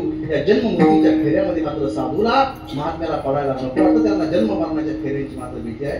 पण नाथ महाराजांच्या चेहऱ्याकडे वाटतं की प्रसन्नता दिसते, नाथ महाराजांच्या जीवनामध्ये आनंद दिसतो आणि लोकांनी नाथ महाराजांचे कौशल्य जाणून घेण्याकरता नाथ महाराजांनी विचारलं महाराज संसारामध्ये राहून आमच्यासारखाच संसार आहे, मुलं बाळ बायको प्रपंच हे सगळे प्रॉपर्टी सगळं असून देखील तुमच्या चेहऱ्याकडे पाहिजे की समाधान वाटतं. महाराज सांगा की आम्ही संसारामध्ये कसं राहायचं की जेणेकरून आम्हाला तुमच्यासारखा आनंद भेटेल. उत्तर दिलं अभंगाचं पहिले जेवण. पक्षी अंगणी उतरते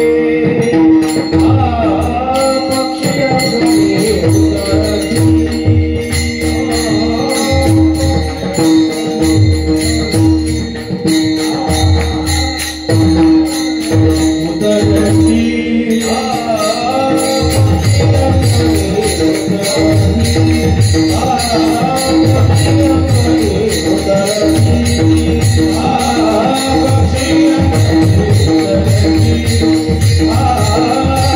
Yeah.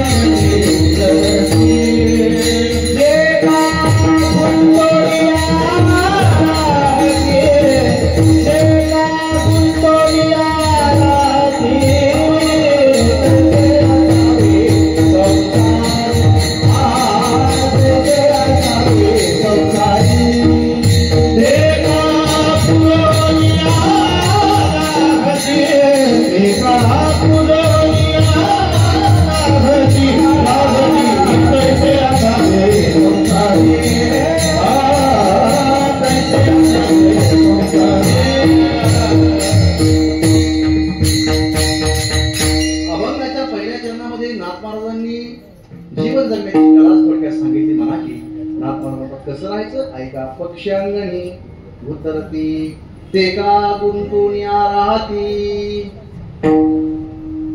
भाद्रपद महिन्यामध्ये महिला मंडळी काय करतात गावाकडे, इथं मला माहित नाही, पण गावाकडे महिला मंडळी काय करतात, भाद्रपद महिन्यामध्ये दिवसभर अंगणामध्ये धान्य वाळायला टाकतात. काय कारण, भाद्रपद महिन्यातलं ऊन जर धान्याला दिलं तर धान्याला कीड लागत. जसं हस्त नक्षत्रातलं ऊन पुस्तकाला दिलं तर पुस्तकाला वाळली लागत नाही, त्याप्रमाणे म्हणजे दिवसभर ते धान्य अंगणामध्ये वाळतं. ती महिला तिच्या कामात आहे. सायंकाळच्या 4-5च्या दरम्यान ती महिला काय करते, ते धान्य पोत्यामध्ये भरण्याचा प्रयत्न करते. धान्य तिने पोत्यात भरलं पण सगळेच दाणे ती त्या पोत्यात टाकू शकत नाही, त्या गोणीमध्ये टाकू शकत नाही. काही दाणे तसेच विखुरलेल्या अवस्थेमध्ये त्या अंगणामध्ये पडलेले आहेत. ती महिला ते पोतं बाजूला ठेवून तिच्या कामामध्ये गुंतली. थोड्या वेळानं आकाशातून पक्ष्यांचा थवा चाललेला असतो. त्या पक्ष्यांची नजर त्या अंगणामध्ये विखुरलेल्या अवस्थेत पडलेल्या दाण्यावरती जाते आणि मग तो पक्ष्यांचा थवा असा अंगणामध्ये विसावतो. ते पक्षी आपल्या चोचीनं त्या अंगणातील धान्य टप टप टप टप टप फेकतात. त्या पक्ष्यांचं पोट भरतं आणि मग ते पक्षी असा विचार करतात की आपलं या टायमात तर भागलं, आता आपण काय करू, इथंच मुक्काम करू आणि उद्या सकाळी नाश्ता करून पुढच्या गावाला जाऊ. Is correct. त्या पक्ष्यांचं पोट भरलं त्या क्षणी आणि उद्याची चिंता न करता त्या पक्ष्यांचा थवा पुन्हा आकाशामध्ये उंच झेपला. पक्ष्यांगणी उतरली ते का गुंतोडी राहती. किती सुंदर मार्गदर्शन केलंय. पक्ष्यांच्या ठिकाणी मोह नावाचा दोष श्रीनाथ महाराजांनी सांगितला आहे की निर्मोह होऊन उद्याच्या अपेक्षा न करता, उद्याची चिंता न करता त्या पक्ष्यांचा थवा जसा आकाशामध्ये उंच झेपावतो ना, नाथ महाराज जीवन जगत असताना जीवनातील एक सूत्र लक्षात ठेवा, हे आयुष्यातून जर मोह तुम्हाला कमी करता तर तो कमी करा. सगळेजण एकदा प्रेमानं भजन करा. विठोबा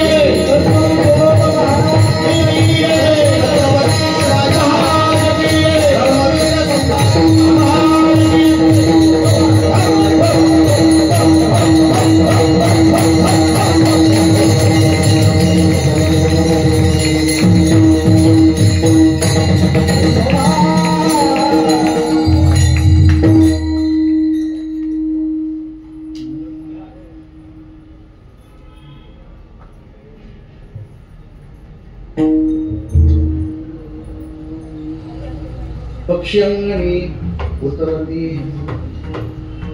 ते का गुंतून राहती किंवा ते का गुंतून राहती.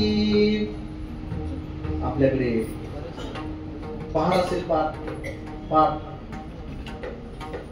गप्पा मारायचं एक ठिकाण पार. हा पार फेटेची पार नाही, त्याला काही भागात कुचरवाटा म्हणते, काही भागात कट्टा म्हणते. कट्टा आपल्याकडे काय म्हणते, गोटा. पार, पारावर आपली दिवसभर कामाची माणसं बसलेली असतात. नाही सीसीटीव्ही कॅमेरे आधुनिक सीसीटीव्ही कॅमेरे, कोण कुठून आले, कोण कुठं चाललंय, कोणाचा काय संबंध आहे, काय ही माहिती देणारे सीसीटीव्ही कॅमेरे, दिवसभर कामाची माणसं त्या ठिकाणी बसलेली असतात. शेजारून एक सदग्रस्त त्या ठिकाणून जात असतो, तो नौका असतो, तो पाहुणा असतो त्या गावातला, तो त्या पारावरती बसलेल्या माणसाला म्हणतो, ओ दादा, म्हटला काय ते अमक्या अमक्याचं घर कुठे हो? त्यांनी पत्ता विचारला, अमक्या अमक्याचं घर कुठे आहे? त्या कोणाला विचारला? पारावरच्या माणसाला. त्याचं घर कुठे आहे? तो म्हटला, पाहुणं लय गडबड आहे का तुमच्या मागे? नाही, या मग 2 मिनिट बसा. त्या चालत्या माणसाला याला बोलवून बसून घेतलं शेजार. बसा इथं आहे म्हणजे तंबाखू आहे म्हटलं, आहे राव पण चुना वाळलेला आहे. माझ्याकडे आहे चुना. घेतले दोघांनी तंबाखू वळली. त्या माणसाला इथं थांबून घ्यायची काय गरज होती? या पारावरच्या माणसाने त्याला घेऊन बसून घेतलं आणि त्याला चर्चा सुरू केली तंबाखू तोंडात टाकल्यावर. म्हणलं, का पाहुणं, तुम्ही त्या माणसाचं घर मला विचारलं, त्याचा पत्ता विचारला, आता तुम्ही त्यांच्याकडे चाललात, मग तुमचं त्याच काय नाते, काय नाते? मला काय नाही असं बरं जोडलेलं आहे का रक्तच आहे? काय गरज आहे काय विचारायची? पत्ता सांगून द्यायचा असतो ना, पण नाही जोड. तो म्हटला, हो आमचं नातं हे जोडलेलं आहे पण रक्ताच्या पलीकडे. बरं ठीक आहे, मग तुम्ही आज मुक्कामाला थांबताय का लगेच गाठ घेऊन निघून जाणार आहे? म्हटलं, नाही राव, मी आजचे दिवस थांबाय ना माझ्या. बरं उद्या कोणत्या गावाला जाणार? तुमचं गाव कोणतं, तिकडे नाही जाणार? किती प्रश्न विचारले त्या पारावरच्या माणसाने या पाहुण्या माणसाला. जाऊ द्या, कधीतरी माणसानं आत्मपरीक्षण करावं, आत्मचिंतन करावं आणि कधीतरी डोळे बंद करून स्वतःला काही प्रश्न विचारावे. मी कोण आहे? मी कोण आहे? मी कुठून आलो? ज्यांच्याकडे मुक्कामाला आलो, ज्या नात्यामध्ये, गोतावळ्यामध्ये, ज्या बहिणींमध्ये, भावांमध्ये, आई वडिलांमध्ये, समाजामध्ये मी राहतो, त्यांच्याकडे माझी काय भावना आहे? मी यांच्याच कुटुंबातच काय जन्माला आलो? कधी जाणार आहे? कुठे जाणार आहे? जाताना काही सोबत घेऊन जाणार आहे का एकटाच जाणार आहे? कधीतरी माणसाने स्वतःला हे प्रश्न विचारावे. या प्रश्नाची उत्तर तुम्हाला मिळतील. नाही मिळाले तर कुठेतरी महात्म्याला जाऊन विचारा. नाथ महाराज म्हणतात की बाबा रे, जर काहीच तुमच्या सोबत येणार नसेल तर तुम्ही तसे राहा. अभंगाचं दुसरं चरण. तैसे आजावे संसारी, तैसे आजावे संसारी, तैसे आजावे संसारी, तैसे आजावे संसारी, तैसे आजावे संसारी, तैसे आजावे संसारी, तैसे आजावे संसारी, तैसे आजावे संसारी. गोवरी प्राचीनाची गोडी, गोवरी प्राचीनाची गोडी, तैसे आजावे संसारी, तैसे आजावे संसारी, प्राचीनाची गोडी, गोवरी प्राचीनाची गोडी, तैसे आजावे संसारी, तैसे आजावे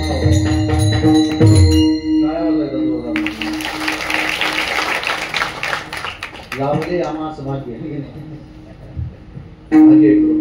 ही सात्संगत करणारी अशी राष्ट्रीय पातळीवरती ज्यांनी एक गाजवलं. मला वाटतं इंडियन आयडॉल मध्ये मलाच गेले होते. खरोखरच फार दिव्य अनुभूती या ठिकाणी आहे. त्यांची स्वर आज कानावरती पडले. मी धन्य झालो. त्यांची उत्तरोत्तर अशीच प्रगती व्हावी अशी श्री सद्गुरूंच्या चरणी प्रार्थना करतो. खूप मोठं नाव लौकिक आदरणीय आमच्या कृष्ण महाराजांना, त्यांना सगळी प्रेमाची नाते. मी त्यांना विचारलं, कोणाकोणाची ते म्हणजे नाही, आपण सगळे बाबांचे सेवक आहेत.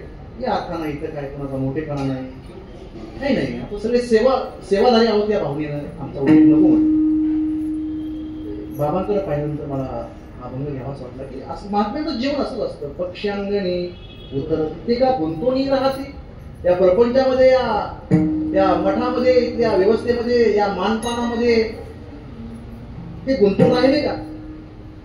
नाही. ठरवलेलं होतं त्यांनी कधी जायचंय म्हणून. सूचनाही दिल्या असतील, तुम्ही आठवून पहा. असं महात्म्यांचं जीवन असतं. ते गुंतून राहत नाही, निर्मोह होऊन जीवन जगतात.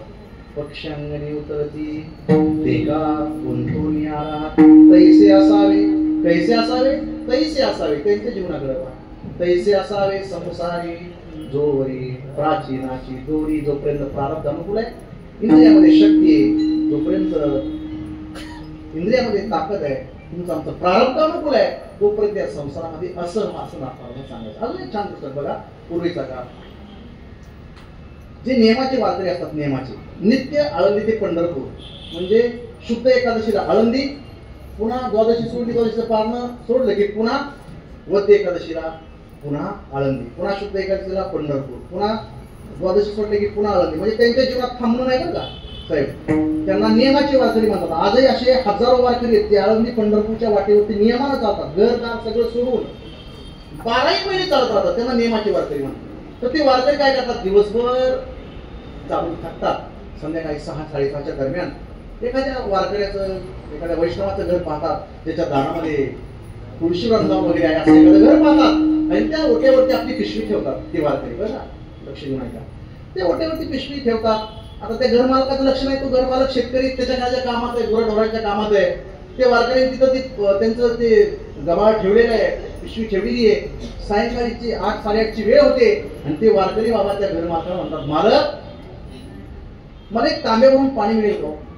ते म्हणते का नाही मी माझ्यासोबत शिदुरी आणली मला त्या शेजारच्या पलीकडच्या गावाला दिलेली आहे ते बघा मी प्रसाद आणलेला मी इथं बसून आपलं भोजन करतो मला एक तांब्यावरून पाणी द्या. ते म्हणतात महाराज हे पाप आम्ही कुठं करू अहो मी तुम्ही आले मी पाहिलंय पण मी कामात असल्यामुळं मला तुमच्याशी बोलणं झालं नाही मला माफ करा. मी मगाशीच पत्नीला सांगितलंय की आपल्या घरी आज वारकरी आले त्यांची आपल्याला सोय करायची चांगला उत्कृष्ट स्वयंपाक बनव. मी पत्नीला सांगितलंय ऐका तुमच्या जवळची शिदोरी तशीच ठेवा वाटली तर ते आम्ही प्रसाद म्हणून घेऊ पण तुम्ही ती शिळी खायची नाही मी ताजा स्वयंपाक करायला सांगितलंय. वारकरी बाबा म्हणजे अहो तुमचा मला संबंध नाही ओळख नाही कशाला माझ्या प्रती ही आपुलकी दाखवताय मला नको मी माझ्याजवळ ती शिदोरी खातो. नाही आग्रह करून त्या घर मालकाने त्या वारकरी माणसाला जेवू घातलं बरोबर. जेवण झालं ते वारकरी म्हणतात शेठजी मालक मला एखादं पोतं द्या. काय द्या पोतं कशासाठी अहो मी इथं गोट्यावरती बाहेर इथं या झाडाखाली इथं झोपतो. अहो असं असतं कुठं अतिथी देव हो अहो तुम्ही पाहुणे आहात तुम्ही देव आहात साक्षात भगवंत आमच्या घरी आला आहे आणि तुम्ही इथं ओट्यावरती पोत्यावर झोपता अजिबात नाही. बघा माझी ती रूम आहे एसी रूम आहे 60,000ची गादी नसते त्या गादीवरती तुम्ही झोपायचं मी एकटा त्या रूम मध्ये झोपतो दररोज तुम्ही गादीवरती झोपायचं मी खाली झोपणार कळशीवरती. ते वारकरी बाबा म्हणतात अहो नका मालक कशाला मला साध्या भोळ्या बाबड्या माणसाला एवढा आग्रह एवढं प्रेम दाखवतो मला नको तुमची गादी मला नाही झोप यायची राव त्याच्या गादीवरती त्या तुमच्या नको मी इथं झोपतो पोतं द्या मला. नाही तुम्ही जर झोपला नाही ना मी तुमच्यापाशी बसून राहील इथं मी झोपणार नाही. आग्रह करून त्या घर मालकानं एसी रूम मध्ये गेलं त्या बाबांना गादीवरती झोपवलं 50,000च्या तो बिचारा खाली झोपला. रात्रभर बाबा निवांत झोपले वारकरी बाबा निवांत त्यांना झोप लागली सकाळी निवांत 9-10च्या वेळेस उठले आणि 10 वाजता म्हणतात घर मालकाला मालक तलाठी कधी यायचं बाबा तलाठी कशाला नाही तुमच्या या बंगल्याची नोंद झाला मी माझ्या नावावरती ओढून घेतो. ते खरंय का अहो झोप लागली कसली झोप लागली त्यांना गादीवरती झोप लागली नाही. पहाटे 3 वाजता ब्रह्ममुहूर्तावरती उठले दाराच्या टाकीवरती थंड पाण्यानं स्नान केलं आणि काकडा भजन गात गात त्या मालकाचा निरोप न घेता तिथून निघून गेले. अभंगाचं 3रं चरण वस्ती कर वस्ती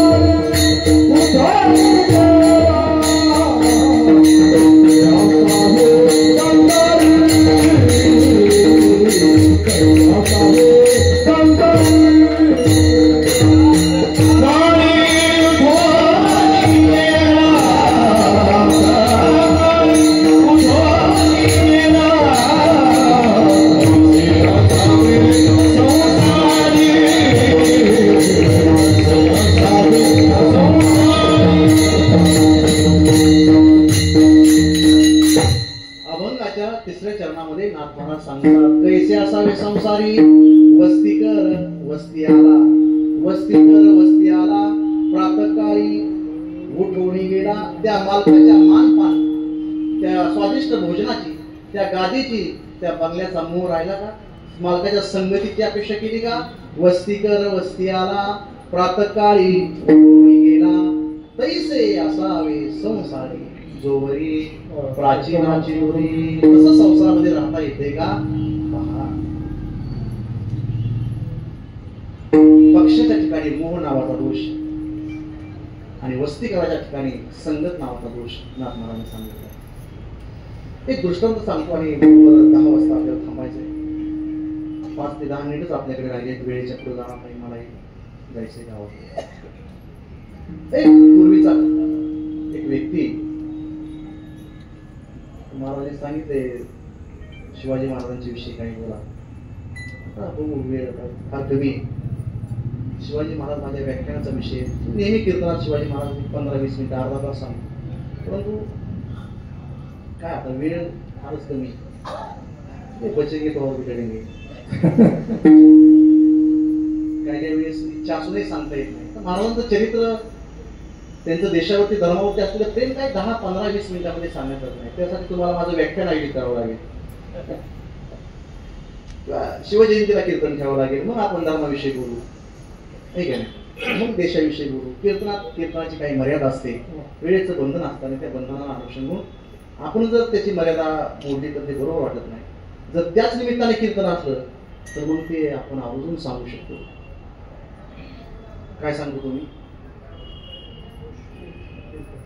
दोष सांगितले 2, संगत नावाचा दोष आणि मोह नावाचा दोष. बघा, पूर्वीचा काळ एक व्यक्ती, शेवटचा दृष्टांत सांगतो. एक व्यक्ती, त्याची पत्नी गावाला गेली आहे. 8-15 दिवस त्याला उलटून गेले गावाला गेले. पूर्वीचं त्याचं घर आहे, माळवदाचं घर. माळवदाचं घर असायचं पूर्वी, मातीचं घर. एका कोपऱ्याला पडलेलं आहे. गावामध्ये राहणारा, मुख्य गावामध्ये राहणारा मनुष्य दिवसभर शेतामध्ये काम करायचं, संध्याकाळी घरी यायचा. पावसाळ्याचे दिवस. त्याची पत्नी 8-10 दिवस झालं गावाला गेलेली. हा एकटाच घरात आहे. मंद मंद पाऊस पडतोय. त्यानं गाई गुरांचा चारा पाणी केला आणि घराकडे आला.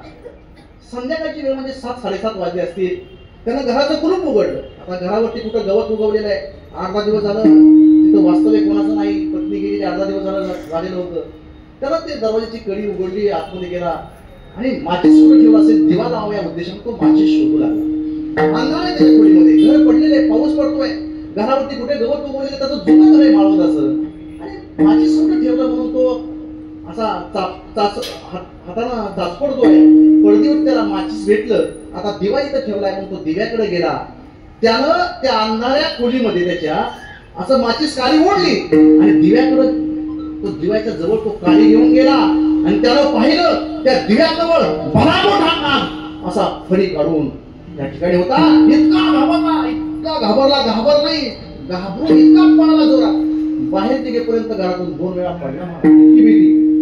नाग पळा करून त्या दिव्याजवळ आणि इतक्या वेगानं तो मंदिराकडे आला. मंदिरामध्ये वारकरी भजन होतो. तो म्हणाला, थांबा थांबा थांबा, भजन बंद करा, मी येत असतो, जमत नसतो, काहीच खरं नव्हतं. झालं काय? अहो म्हटला, भला मोठा नाग हाताजवळ आला होता, चांगलाच असता, संपलत होतो. ते म्हटले, बाबा थांब. तो म्हटला, थांब म्हणू नका, माझ्या घराकडे चला. तो नाग पहिला घरातून बाहेर. ते म्हटले, भजनी विक्षेप त्याची वय मरण न जावा एक क्षण माया. ते म्हटलं, नाही आम्ही येणार नाही. तो म्हटला, तुम्ही येणार नाही? अरे म्हणजे भजनापेक्षा कसा चालेल, आपण नंतर जाऊ. ठीक आहे, एका ठिकाणी राहणारी गोष्ट आहे. तो म्हटला, हे बघा, मी काही एकटा घरी जाणार, रात्रभर इथंच भजन करत बसतो तुमच्याजवळ, पण मला एकट्याला काय तुम्ही घरी जाऊ नका. तो रात्रभर तिथंच थांबला, घरी गेला नाही. पहिला व्यक्ती तो सापाला, नागाला घाबरून पळून आला. दुसरा एक व्यक्ती, 4च माणसं तुम्हाला. दुसरा एक व्यक्ती, त्याच्याही घरी नाग निघाला. तो थोडासा धाडसी होता. त्यानं काठी आणली, 2 फटके त्यानं नागावरती मारले. नाग गतप्राण झाला. बाहेर आणलं, काट्या कुट्या गोळा केल्या, रॉकेट वतलं, काळी लावली आणि नागाला त्यानं पेटवून दिलं. दुसरा त्यानं पेटवून दिलं नागाला. तिसरा एक व्यक्ती, त्याच्याही घरी नाग निघाला. त्यानं काय केलं, मोठ्या कौशल्यानं त्या नागाला पकडलं. लोक म्हणजे वा वा वा, काय धाडस आहे, काय डिरिंग आहे, नागाला पकडलं, किती धाडसी माणूस. आणि त्यानं नागाला पकडून पोत्यामध्ये असं तो सर्पमित्र त्यानं पोत्यामध्ये नागाला टाकलं, पोत्याला वरून गाठ मारली, पोत गाडीला अडकवलं आणि किक मारून जंगलात गेला आणि त्यानं तो नाग जंगलामध्ये सोडून दिला. तिसरा, आता शेवटचा चौथा व्यक्ती, त्याच्याही घरी नाग निघाला. त्यानं काय केलं, मोठ्या कौशल्यानं त्या नागाला पकडलं. आपल्या जवळच्या उपकरणाच्या सहाय्यानं त्यांनी त्या व्यक्तीनं त्या नागाचे 2 विषारी दात काढले, फेकून दिले. साप दुर्डीमध्ये भरला आणि सापवाला करत गाव घेत पैसा कमवू लागला, गारुडी म्हणून. चौथा, पैसा कमवू लागला, त्याच्यावरती विजय म्हणून. हा चौथा दृष्टांत म्हणजे आजच्या कीर्तनात सार आहे. संसाराला घाबरायचं नाही, पळायचं नाही, खूप लोटायचं नाही, त्याच्याविषयी तक्रार करायची नाही, चिडचिड करायची नाही, राग द्वेष या गोष्टी बाळगायच्या. फक्त या संसाराचे 2 विषारी दात आहेत महाराज सांगतात.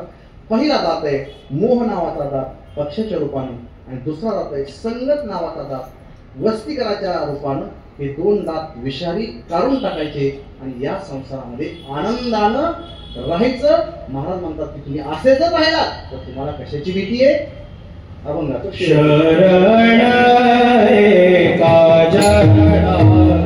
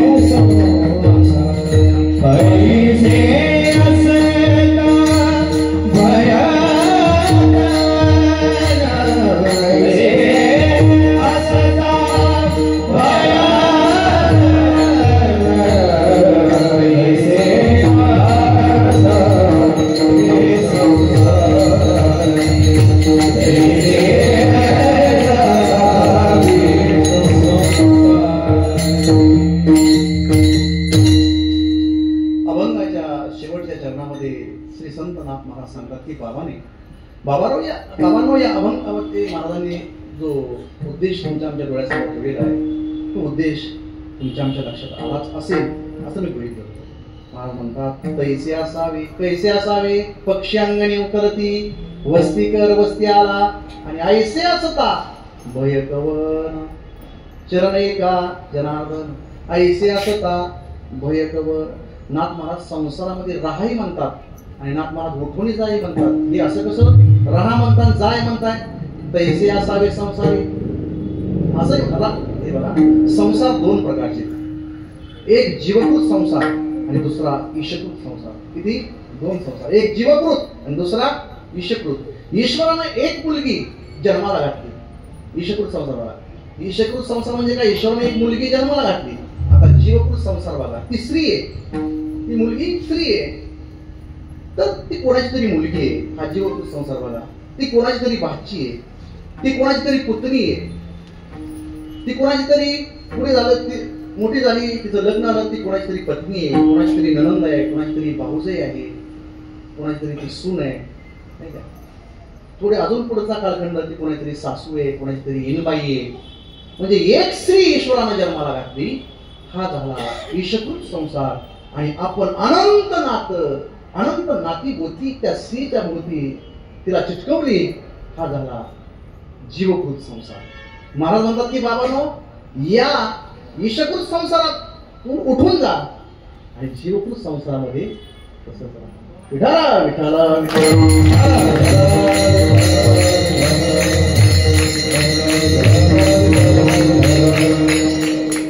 जीवकृत संसारातून उठून जा आणि ईशकृत संसारामध्ये तसंच राहा. जर तुम्ही तसं राहिला तर ऐसे असता भय कवन, तैसे असावे संसारी, जोवरी प्राचीनाची दोरी. ज्ञानेश्वर माऊली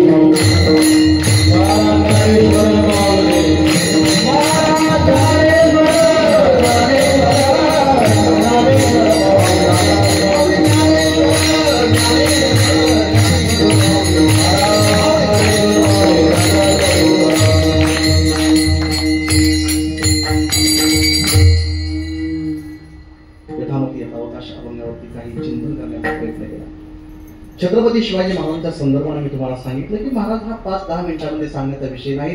महाराजांच्या संदर्भामध्ये असलेलं प्रेम हे दिवसेंदिवस वर्षानुवर्ष या हिंदुस्थानमध्ये नव्हे तर संपूर्ण जगामध्ये वाढत चाललेले वृद्धिंगत होत चाललेले हे कौशल्य हे फार मोठं अपूर्व नवलाई आहे. श्री छत्रपती शिवाजी महाराज या हिंदुस्थानमध्ये या महाराष्ट्रामध्ये जन्माला आले हे खरोखर तुमचं आमचं परम भाग्य. छत्रपती शिवाजी महाराज म्हणजे क्रांतीचे अत्यंत उग्र दैवत. जी माणसं क्रांतीला भितात ती माणसं क्रांतीला विरोध करतात. अशा बिरू प्रवृत्तीच्या लोकांनी, नेभड प्रवृत्तीच्या लोकांनी छत्रपती शिवाजी महाराजांच्या कार्याचा वारसा सांगण्याच्या भानगडीत पडू नये. अशांनी फक्त छत्रपतींच्या उठल्या बसल्या दुपारच्या कराव्यात, जमलं तर नैवेद्य दाखवावे. भ्रष्टाचाराचा अंधकार पूर्णपणे नाहीसा करण्यासाठी आणि सदाचाराचा सूर्य उगवण्यासाठी शिवछत्रपती शिवाजी महाराजांच्या चरित्राची गुढी घरोघरी उभारली जायला हवी.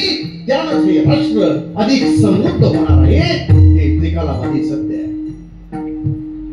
भीष्माची प्रतिज्ञा, अर्जुनाची एकाग्रता, एकलव्याची गुरुभक्ती, श्रावणाची मातृभक्ती, भगीरथाचा प्रयत्न, कर्णाचं दातृत्व आणि हरिश्चंद्राची सत्यनिष्ठा इत्यादी सगळ्या गुणांचं एकत्रीकरण श्री शिवाजी महाराजांच्या काही आपल्याला प्रदर्शन दिसून येतं.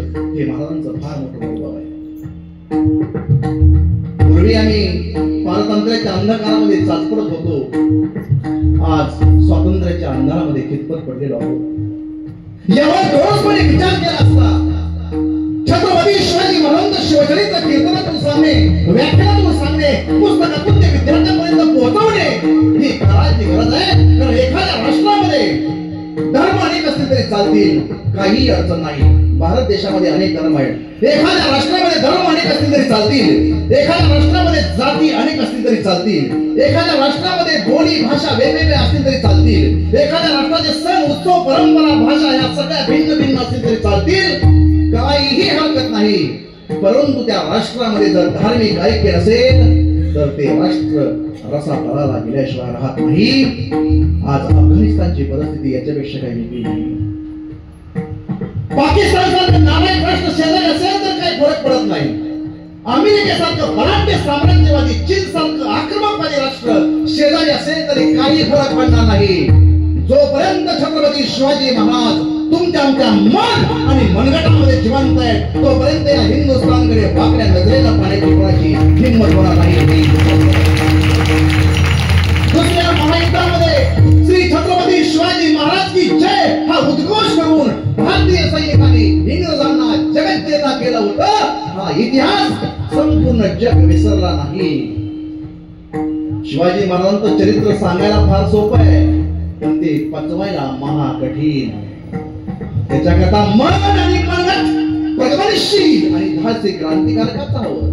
छत्रपती शिवाजी महाराज व्याख्यानाचा, चर्चेचा, गप्पांचा, मनोरंजनाचा, परिसंवादाचा विषय नव्हे तर छत्रपती शिवाजी महाराज हा राष्ट्रीय अस्मितेचा विषय आहे. आणि जोपर्यंत राष्ट्रीय अस्मिता जिवंत आहे तोपर्यंत त्या राष्ट्राकडे शिवाजी महाराज पाहिलं जातं. शिवाजी महाराज ही राष्ट्रीय अस्मिता आहे. तोपर्यंत शिवाजी महाराज तुमच्या रक्तामध्ये दमण्यामध्ये सळसळत राहतील तोपर्यंत हा भारत देश या जगाच्या पाठीवरती स्वाभिमानानं तळपत राहील. हे काळ्या दगडावरची रेष आहे. शिवाजी महाराजांचं चरित्र उभ्या जगाला हे वाटावं आहे. ते शिवाजी महाराज या महाराष्ट्रामध्ये आणि या मावळाच्या मातीमध्ये होऊन गेले. हे खरोखर तुमचं आमचं भाग्य नव्हे काय? शिवाजी महाराजांचं चरित्र कुठल्याही एका अंगाने विचार करा, तासून तास महाराजांच्या त्या विषयावरती, त्या विचारावरती आपल्याला बोलता येईल. काय महाराजांचे एक एक गुण सांगावे. 17व्या शतकाचा प्रारंभ. 5 सुलतानी सत्ता या महाराष्ट्राच्या घोडावरती नाचत होत्या, प्रेमाने घालत होत्या. सुलतानी सत्तेचा अर्थ आणि केवळ एकच होता. घरादाराची राखरांगोळी, संसाराची होळी, गावाच्या गावात बेचिरा केली जायची, गावाच्या गावात जबरदस्त धर्मांतर केली जायची, सर्वस्व लुटलं जायचं आणि सर्वस्व बरोबर लुटली जात होती ती वस्तू होती अब्रू.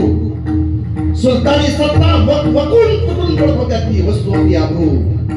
घरातून बाहेर पडलेली तरुणीसाठी पोर घरामध्ये सुरक्षित परत येईल का नाही ही शाश्वती नव्हती.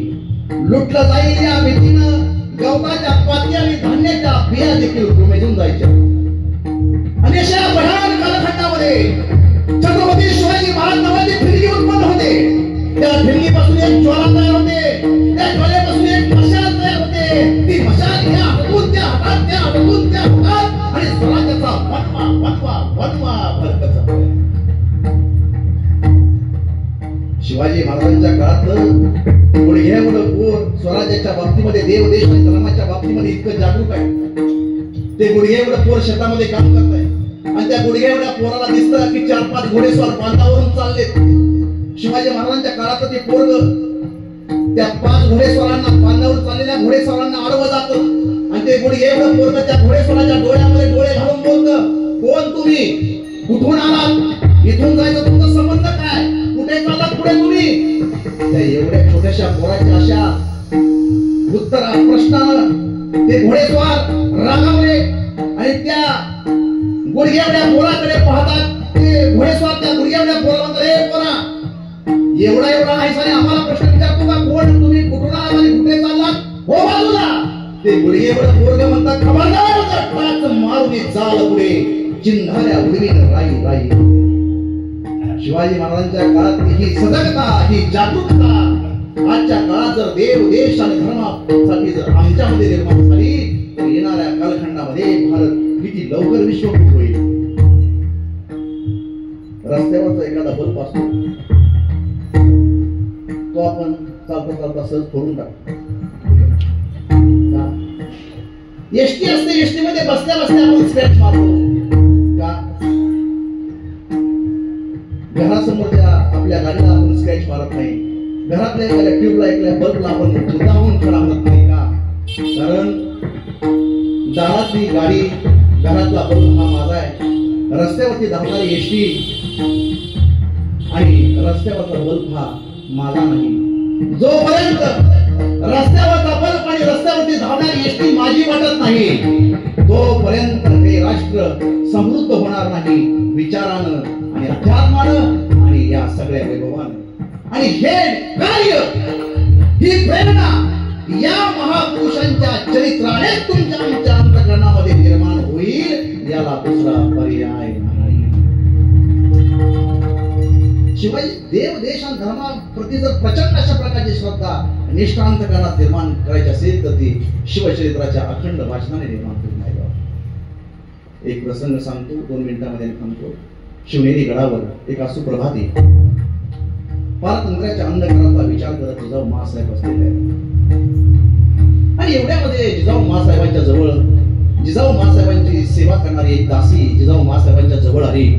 जिजाऊ महासाहेबांना दोन्ही हात जोडून ती दासी बोलते, आई साहेब, एक प्रश्न विचारतो, विचारा.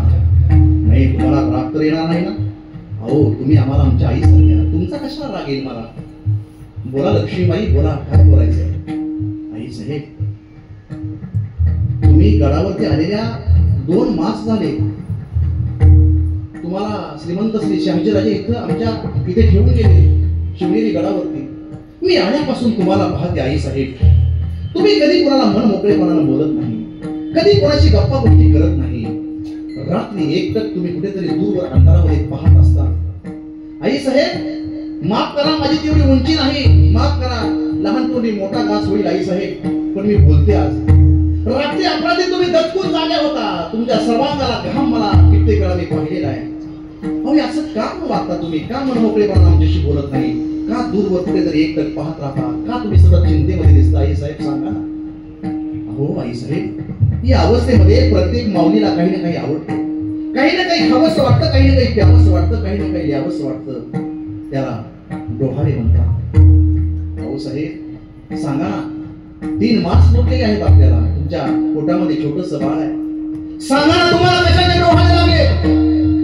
सांगा ना, तुम्हाला काय आवडतं? अहो, तुम्हाला जो पदार्थ आवडेल, तो पदार्थ ही लक्ष्मीबाई लगेच करून आली. रोज सांगा सांगा सांगा सांगा, तुम्हाला कशाने डोहाळे लागले? जिजाऊ महासाहेबांनी त्यांचा तो प्रश्न ऐकला, आणि जिजाऊ महासाहेबांचं अंतर्गत करून आलं. जिजाऊ महासाहेबांच्या मुद्द्याच्या एकदम उभ्या गेल्या. जिजाऊ महासाहेब ताल घेऊन उभ्या राहिल्या. जिजाऊ महासाहेबांचे डोळे लालबुंद झाले, आणि जिजाऊ महासाहेब लक्ष्मीबाईकडे पाहत बोलतात, लक्ष्मीबाई, आम्हाला खाण्यापिण्याचे डोहाळे नाहीत हो, ना आम्हाला सोने माणिक मोती हिरे जवाही आवडत, ना मेणा पालख्या पोळी हे आवडत नाही आम्हाला, याचे डोळे आम्हाला लागत नाही. तुम्हाला काय आवडतं? मला काय आवडतं सांगू? हा सांगा ना. मला आवडतं लढाईचा पोशाख अंगावरती घालावा. मला आवडतं कधी दुसऱ्या कपड्याला दुसऱ्या लावलावा. त्यामुळे रत्नारी तलवार ज्ञान करावी. घोड्यावरती स्वार व्हावं. सह्याद्रीच्या गळ्यामध्ये घोडा फेकावा. जे हैवान आपल्या माय भगिनींना उचलून त्यांच्यावरती अत्याचार बलात्कार करतात, त्या हैवानांचं शिर 10 वेगळे करून बहुजन प्रतिपादक हिंदवी स्वराज्य आम्ही निर्माण करावं. जिजाऊ महासाहेब काय तुमचे डोहाळे. जिजाऊ महासाहेब तुमच्या चरणावरती आमचे कोटी कोटी प्रणाम. जिजाऊ महासाहेब तुम्ही झाल्या नसत्या तर, जिजाऊ महासाहेब तुम्ही झाल्या नसत्या तर नसती दिसती अंगणी तुळस, नसती दिसती अंगणी तुळस, नसते राहिले मंदिरावरती कळस. जिजाऊ महासाहेब तुम्ही झाल्या नसत्या तर, जिजाऊ महासाहेब तुम्ही झाल्या नसत्या तर नसते झाले छत्रपती शिवाजी महाराज. काशी की कला जपी, मथुरा में मस्जिद बस्ती, अगर शिवाजी नहीं होते तो सुन्नत सबकी होती. किसी के पेट में से सांप पैदा हुआ, किसी के पेट में से पाप पैदा हुआ, किसी के पेट में से पाप पैदा हुआ, किसी के पेट में से सांप पैदा हुआ. लेकिन जिजाऊ ऐसी माँ थी यारो, जिस माँ के पेट से पापों का बाप शिवाजी पैदा हुआ. शिवाजी पैदा हुआ. शिवाजी पैदा हुआ. छत्रपती शिवाजी महाराजांचं चरित्र इतकं आकर्षक आहे, इतकं श्रवणीय आहे की त्या चरित्राच्या मोहामध्ये, प्रेमामध्ये आज महाराजांना जाऊन 400 वर्ष झाली तरी पण हा महाराष्ट्र, हा हिंदुस्थान महाराजांच्या त्या चरित्राच्या प्रेमात आहे. वेळेअभावी महाराजांचं संपूर्ण चरित्र आपल्याला सांगता येत नाही. वेळेचं बंधन येतामध्ये आपला अवकाश अभंगावरती चिंतन करण्याचा प्रयत्न केला. बोलता बोलता एखादा अभद्र अभंग शब्द तोंडातून गेला असेल, वाणीचा दोष, बुद्धीचा दोष, जे काही बरोबर आहे ते श्रीगुरूंचे झालेली सेवा श्रीगुरूंच्या चरणी, ज्ञानोबरायांच्या तुकोबरायांच्या चरणी, परमपूज्य सद्गुरू नवनीतानंद बाबांच्या चरणी समर्पित करतो. मठातले सगळे आपण सहकारी, या मठावरती प्रेम करणारे आपण सगळे ग्रामस्थ, आपल्याला सगळ्यांना उदंड आयुष्य आणि आरोग्य प्राप्त व्हावं. बाबांवरची, ईश्वरावरची श्रद्धा, त्या श्रद्धेमध्ये दिवसेंदिवस वाढ व्हावी अशी भगवान पांडुरंगाची चरणी प्रार्थना करतो. माझ्यासोबत या ठिकाणी आनंदून आलेले आदरणीय व्यक्तिपरायण भक्ती संप्रदाय साधक, माझ्यापेक्षा छान कीर्तन करतात, त्यांच्या मनाचा मोठेपणा आहे. आज कृष्ण महाराजांनी आम्हाला या ठिकाणी बरोबर आदरणीय व्यक्तिपरायण गणेश महाराज काळे ते या ठिकाणी आले. त्यानंतर ऋण मी व्यक्त करतो, त्यांच्याकडे एकदा टाळी वाजवा. कृष्ण महाराज, गणेश महाराज आयुर्वेदाच्या देतात, त्यांच्याकडे दिव्य औषधी गुडघ्याला कमरेला लावली वेदना जातात. ते आता तुम्हाला शेवटी सांगतील, 1 मिनिट ते बोलतील. ते औषध त्यांच्याकडे आहे, ज्यांना कोणाला त्रास असेल गुडघ्याचा कमरेचा तर ते वापरून पाहायला, म्हणजे ते वापरल्यानंतर अनुभव येईल आणि तुम्ही त्यांना फोन करून नंतर ते मागून घ्या अजून जास्त. इतके ते दिव्य औषध आहे. कोणाला पाहिजे असेल तर ते सांगतील, भेटेल त्यांच्याकडे. असो, झालेली सेवा या ठिकाणी समर्पित करतो आणि सेवेला स्वर्ग वेळा मिळतो. विठ्ठल जय.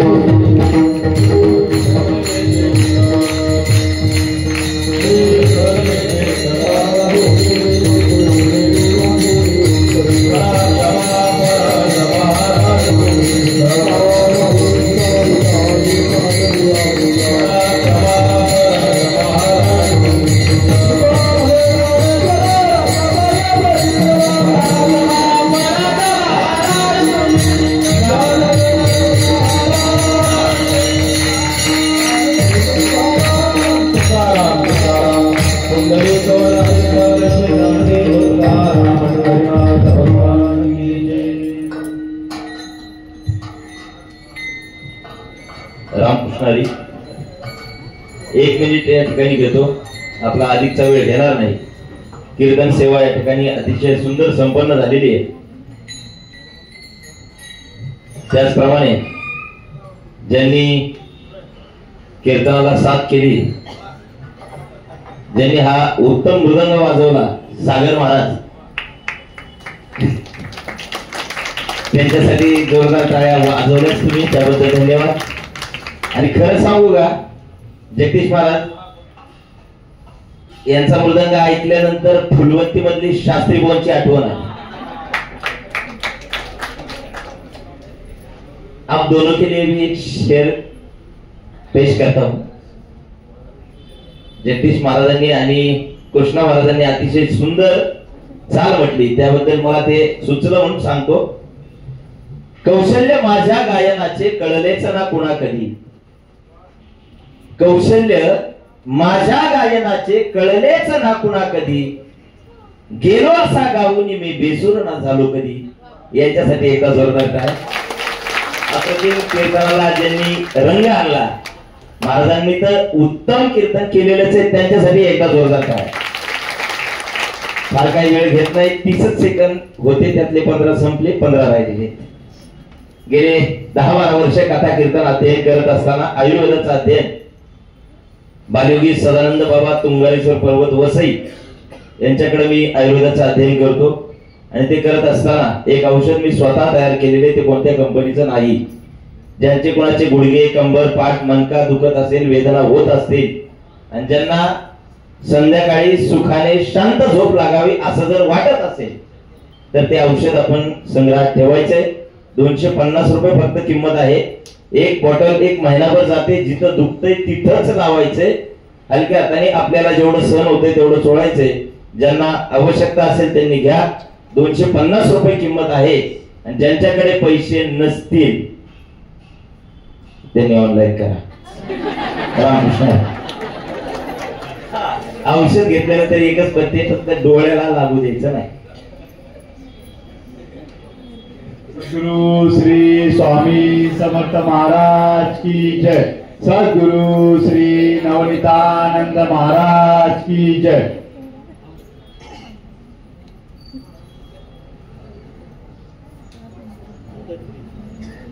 सद्गुरु श्री नवनीतानंद महाराज यांच्या समाधीचा सोहळा आपण पार पाडतोय. आणि आजचा हा 4था दिवस, म्हणजे हा 4था दिवस म्हणजे अक्षरशः अलौकिक होता. मला थोडा माऊली यायला थोडासा विलंब झाला, काही प्रापंचिक कार्यामध्ये गुंतून होतो. तर आजचं हे कीर्तन जे झालं ते कीर्तन म्हणजे अलौकिक होतं. आजचे आपले कीर्तनकार म्हणजे आम्हाला खरंच आमचं भाग्य आहे की आज आम्हाला हे कीर्तनकार लाभले. हरिभक्त परायण अविनाश महाराज पाटील करमाळा. म्हणजे जे माऊली तुम्ही जे शेवटचे जे 15 मिनिटं जे घेतले ना, ते अक्षरशः अजून रोम अजूनपर्यंत आमचा जागृत आहे. म्हणजे आता असं वाटलं की आता ही तलवार घेऊन जाऊन तिकडे आक्रमण करावं डायरेक्ट. अशा पद्धतीचं जे होतं ना, म्हणजे खरंच म्हणजे आज असे जे वक्ते आहेत, या वक्त्यांची खूप गरज आहे महाराज. म्हणजे मी खरं बोलेन, मी शिवछत्रपती महाराज यांना ओळखणारा किंवा न ओळखणारा हा क्वचितच जगाच्या पाठीवर असेल, जगाच्या पाठीवर बोलतोय. म्हणजे असा राजा कधी होणे नाहीच. आणि आज जर छत्रपती शिवाजी महाराज नसते ना, आज हे सगळं भगवा आणि पांढरं दिसतंय ना, महाराज ते भगवा आणि पांढरं नसतं, हे सगळं हिरवं असतं. आज महाराजांनी जी आपल्याला जी दीपमाला जी आपल्या मनामध्ये प्रत्येक हिंदूच्या मनात जी जागृत केली, जी तेवट ठेवली आहे, ती म्हणजे आपल्या हिंदू धर्माबद्दल ओढ. आणि त्याच प्रकारची ओढ आपले सद्गुरू श्री नवनीतानंद महाराज आज त्यांनी माऊली आज त्यांनी तेच सांगितलं, देव, देश आणि धर्म याच्यात कधी तडजोड करू नका. आणि याच्यात जर तडजोड करायची वेळ आलीच तर तो तुमच्या आयुष्यातला शेवटचा दिवस असेल, हे महाराज कडकडून सांगायचे. आणि महाराजांनी नेहमी हिंदू धर्म, देव, देश, धर्म याला नेहमी अनुकूल असं महाराजांचं वर्तन होतं. आणि आज आम्ही खरंच भाग्यवान आहोत की आम्हाला अशा महाराजांची संगत लागली. म्हणजे आज त्या माऊली महाराजांनी कधीच आराम नाही केला. म्हणजे मी अक्षरशः अशी पाठ टेकून महाराजांनी कधी झोप घेतली असेल असं कधीच मला वेळ कधीच आठवली नाही. आणि आज माऊलींनी जे जीवन जगलं ते एक दिव्यासारखं जगलं. म्हणजे दिव्यासारखं सगळ्यांना प्रकाश देत राहिले महाराज. आणि अशा प्रकारचं हे जीवन, हे आयुष्य महाराजांनी आज सगळ्यांसाठी व्यतीत केलं. आणि आज ती जी महाराजांनी जे विचार आज जे आमच्यामध्ये जे रोवून ठेवलेले आहेत तेच विचार यापुढे न्यायचे आहेत. तसेच आपल्यासारखी जी सद्बुद्धी येते आणि आज अशा प्रकारचे विचार आमच्या समोर मांडले. आणि यापुढे ही जी देव, देश, धर्म याबद्दल जी आमच्या मनामध्ये जी भावना आहे ही अशीच जागृत राहावी. आणि छत्रपती शिवाजी महाराजांबद्दल शेवटचं जे काही 15 मिनिट होतं ना, ते खरंच अलौकिक होतं महाराज. आणि हे अशा प्रकारचं कीर्तन आम्हाला असं वाटतंय की पुन्हा हे तुमचं कीर्तन व्हावं आणि ते फक्त छत्रपती शिवाजी महाराजांबद्दल व्हावं. छत्रपती शिवाजी महाराज की जय.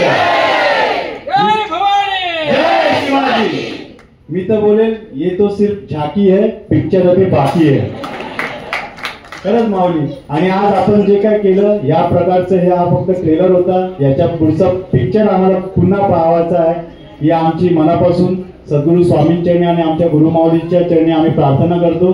आणि अशीच आपल्याकडे ही सेवा ही दिवसेंदिवस वर्षानुवर्षे आपल्याकडून घडत राहो ही पण पुन्हा एकदा पुनश्च हार्दिक अभिनंदन आणि हार्दिक स्वागत करतो. आपल्या अशा प्रकारच्या कीर्तनाबद्दल पुनश्च अभिनंदन. सद्गुरु श्री स्वामी समर्थ महाराज की जय. सद्गुरु श्री नवनीतानंद महाराज की जय. तसेच आपले उद्याचे कीर्तनकार असतील हरिभक्त परायण कैलाश महाराज गावंदे शेगाव. तर त्या निमित्ताने बरोबर 8 वाजता सगळ्यांनी इथे जमा व्हायचंय. आपले शेगाव मंदिर संस्थानातले स्वतः ते ट्रस्टी आहेत, त्यामुळे त्या प्रकारचं कीर्तन होणार आहे. त्यामुळे जसे आज या संख्येने जमा झाले त्याच संख्येने सगळ्यांनी पुनश्च जमा व्हायचंय. पुनश्च छत्रपती शिवाजी महाराज की, छत्रपती शिवाजी महाराज की, छत्रपती शिवाजी महाराज की. सद्गुरु श्री स्वामी समर्थ महाराज की जय. सद्गुरु श्री नवनीतानंद महाराज की जय.